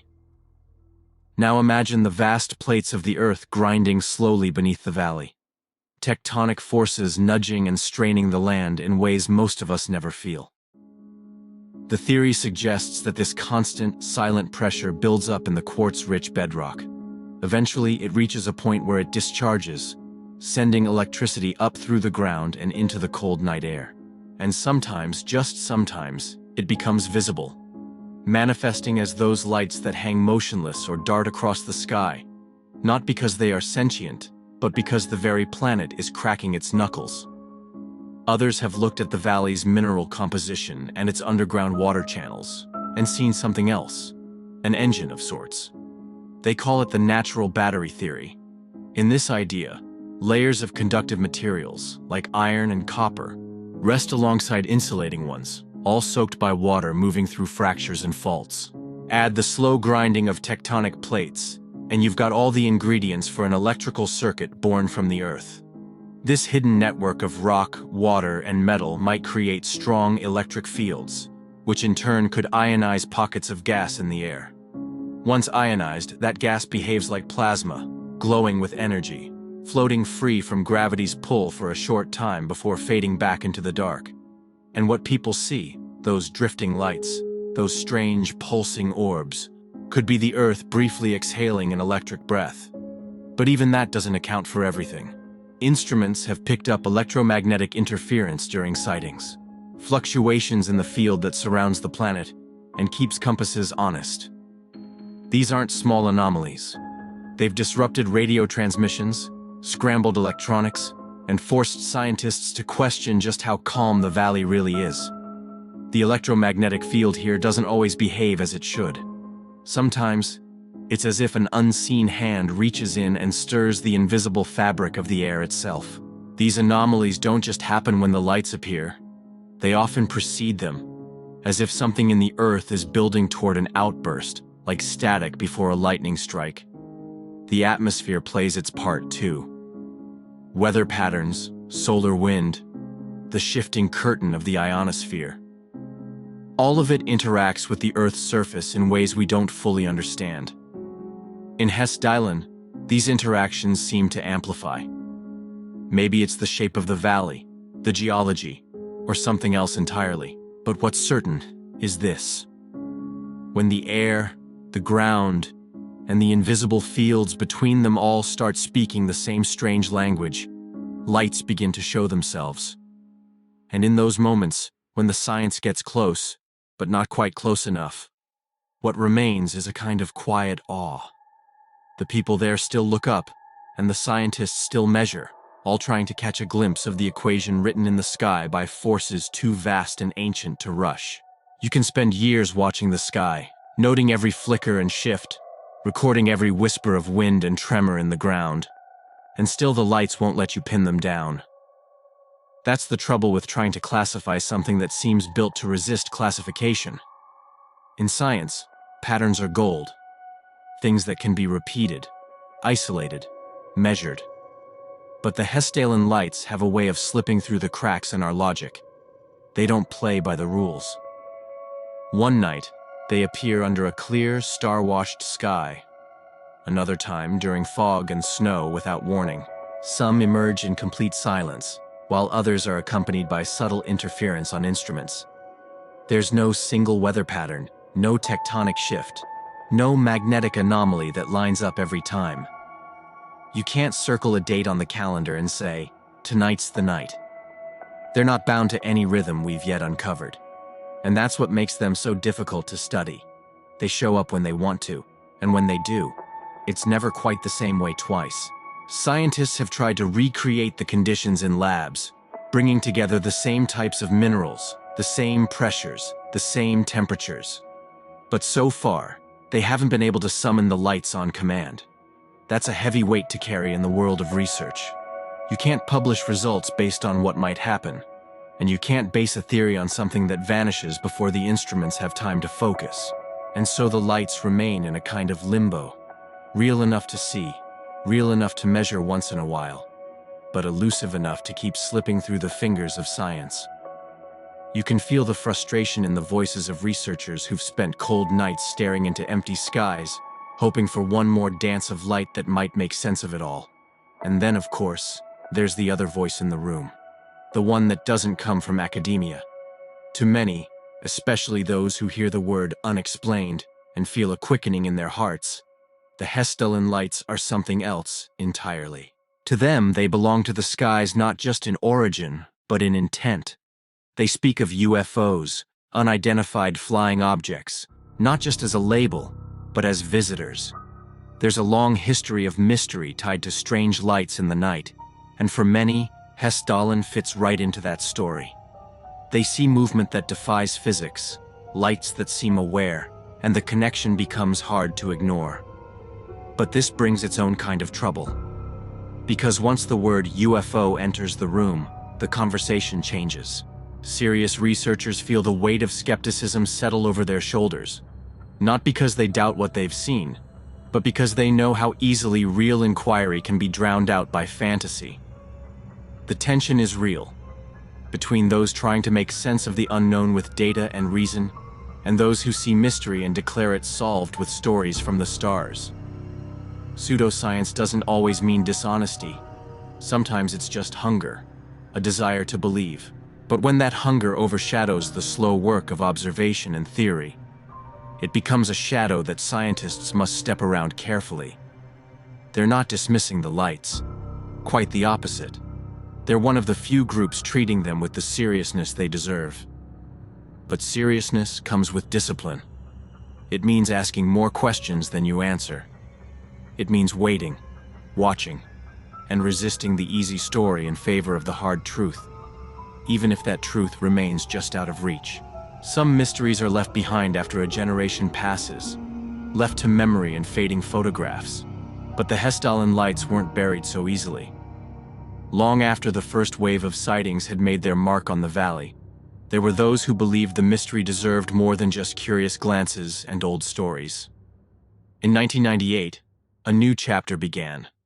Not with another sudden light in the sky, but with something quieter. A small station set into the cold earth, watching and waiting. The Hessdalen Automatic Measurement Station, or AMS, has been running ever since. It doesn't sleep, it doesn't blink. It stands as a kind of mechanical witness, watching the skies from its quiet perch just above the valley floor, humming with cameras, sensors, and instruments meant not to chase the lights, but to catch them in their most unguarded moments. Cameras stand ready to capture the faintest glimmer. Magnetic field sensors lie in wait for the invisible tremors in the Earth's force. Radar units scan the open air, searching not for beauty, but for mass. Anything solid, anything structured. And spectral analyzers, like ears tuned to the pitch of light itself, listen for wavelengths that don't belong. Year after year, these instruments have quietly recorded what they could, building a body of evidence that grows not in headlines, but in spreadsheets, graphs, and long hours of review. The data, like the lights, tells a mixed story. There have been sightings, plenty of them, but not every appearance brings something measurable. Sometimes the cameras catch a flash while the magnetic sensors sit still. Other times, the radar sees something solid even, moving across the valley, with no corresponding blip on camera. The lights do not always offer themselves fully. They leave pieces, never the whole. Still, there have been moments. Moments that stop the air, even for the most skeptical.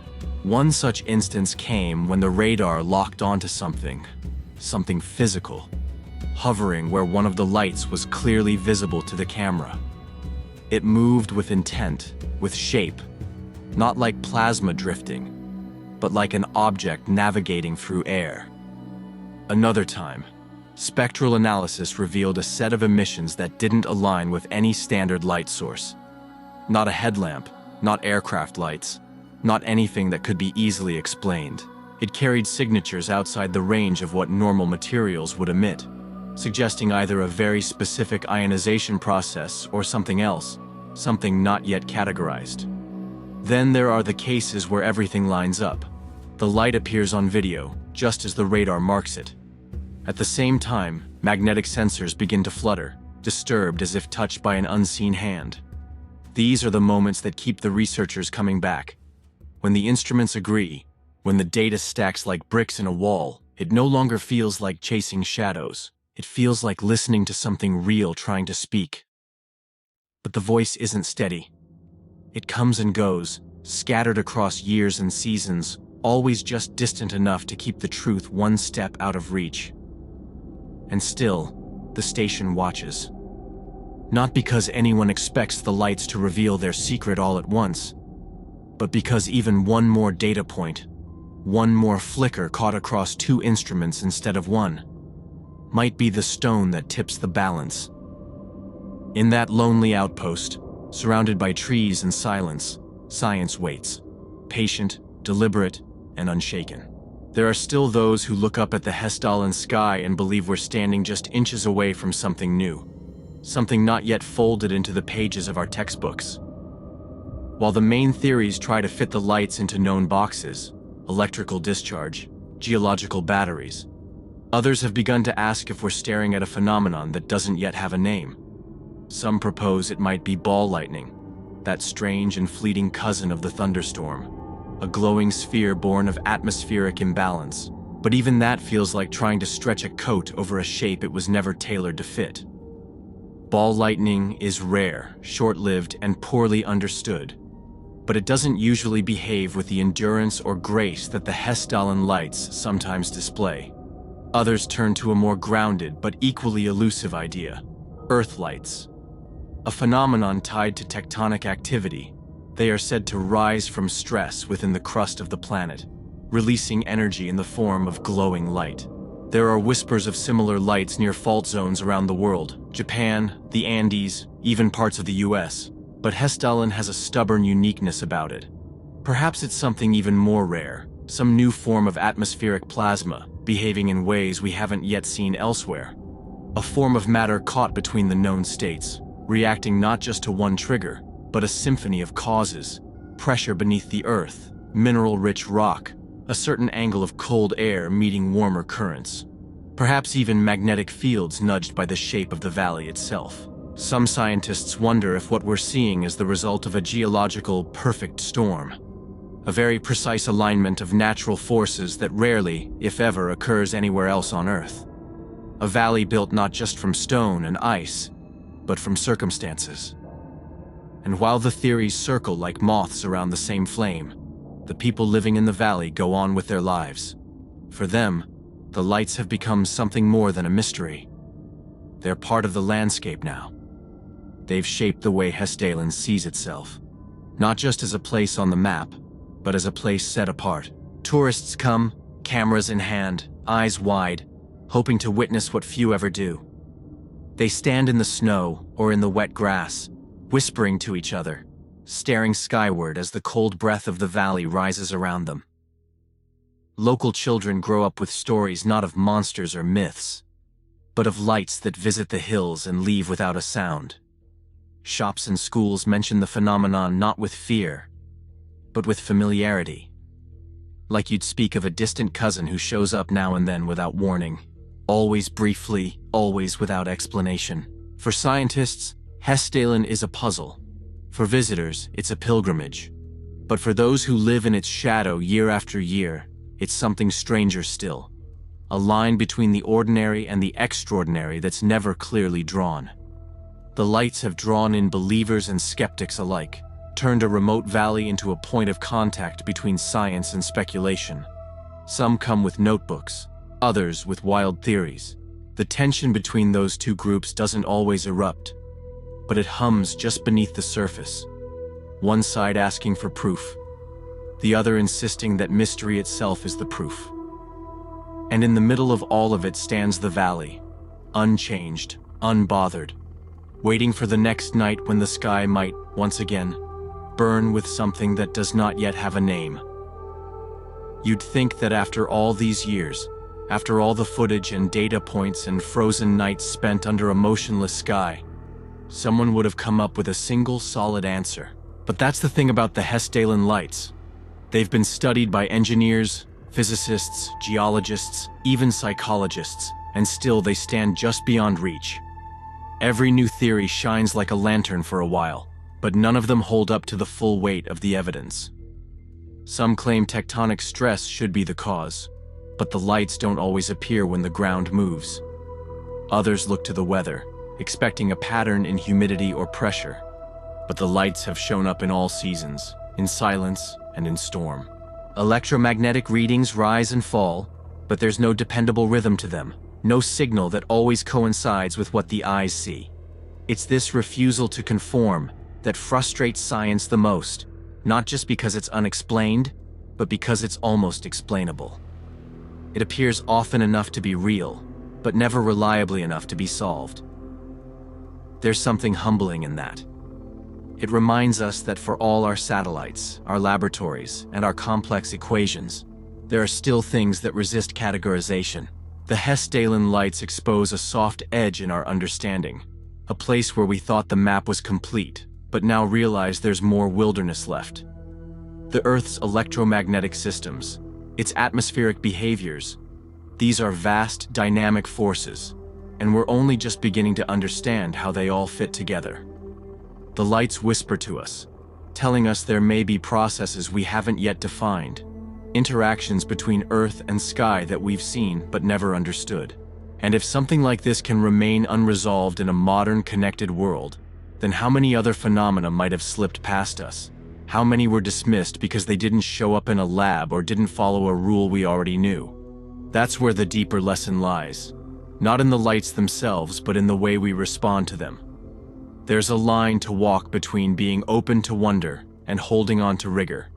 Go too far one way, and you fall into fantasy. Lean too hard the other, and you risk missing what's right in front of you. The Hessdalen lights ask us not to surrender to belief, but not to shut the door either. They ask us to keep looking, even when the answer doesn't come easily. In a world so eager to explain everything, they remind us that mystery still has a place, and sometimes, that's where the truth begins.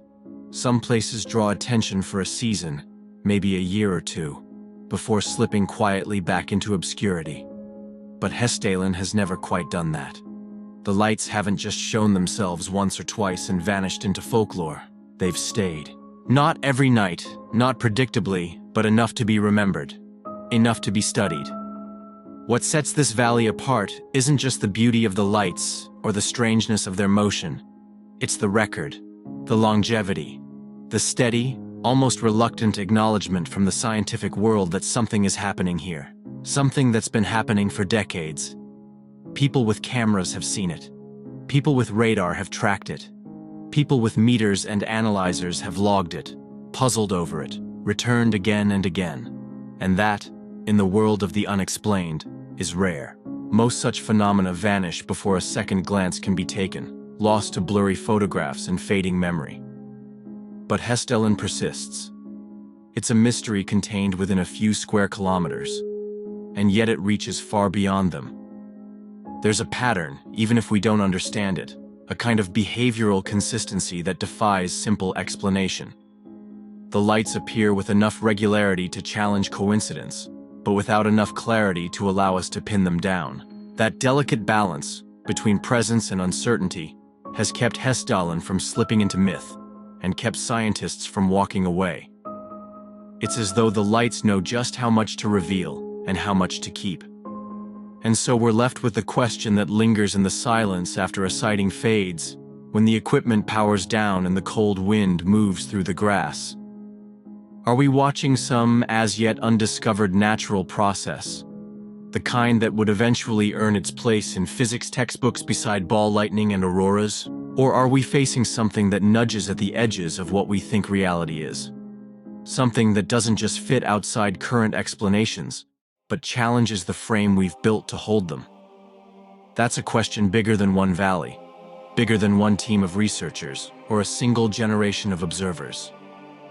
But the lights haven't asked us to leap into belief.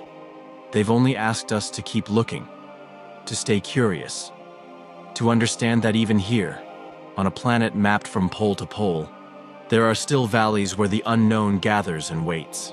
And maybe, in our effort to illuminate the darkness, we'll find that the greatest discoveries don't always come from certainty, but from the willingness to watch the sky night after night and admit when we simply don't know. We've walked through shadow and light, through cold valleys and quiet skies, through data sheets and whispered stories passed from one generation to the next. Along the way, we've met scientists with instruments in hand, skeptics with questions, dreamers with wide eyes, and locals who simply look up and accept what they see. In a world where we rush to explain, to define, to label every strange flicker in the night, Hessdalen reminds us that not every mystery is here to be solved. Some exist simply to remind us that wonder is still possible. And maybe that's enough. Maybe the meaning isn't found in a final answer, but in the effort to understand something larger than ourselves. Some truths are written in equations, others are carried on the wind, scattered in glows above the ridgeline, gone before the next blink. The Hessdalen lights don't speak in headlines or conclusions. They hum softly in the background, like a voice we haven't quite learned to hear. Maybe the world isn't trying to keep secrets, maybe it's just whispering, and we haven't learned to listen properly. So let that mystery sit with you a while. Let it challenge the part of you that wants everything to make sense. Because somewhere between doubt and belief is a quiet kind of wisdom. The kind that looks up at the night sky not for answers, but for questions worth asking. Thank you for walking with me through the unknown.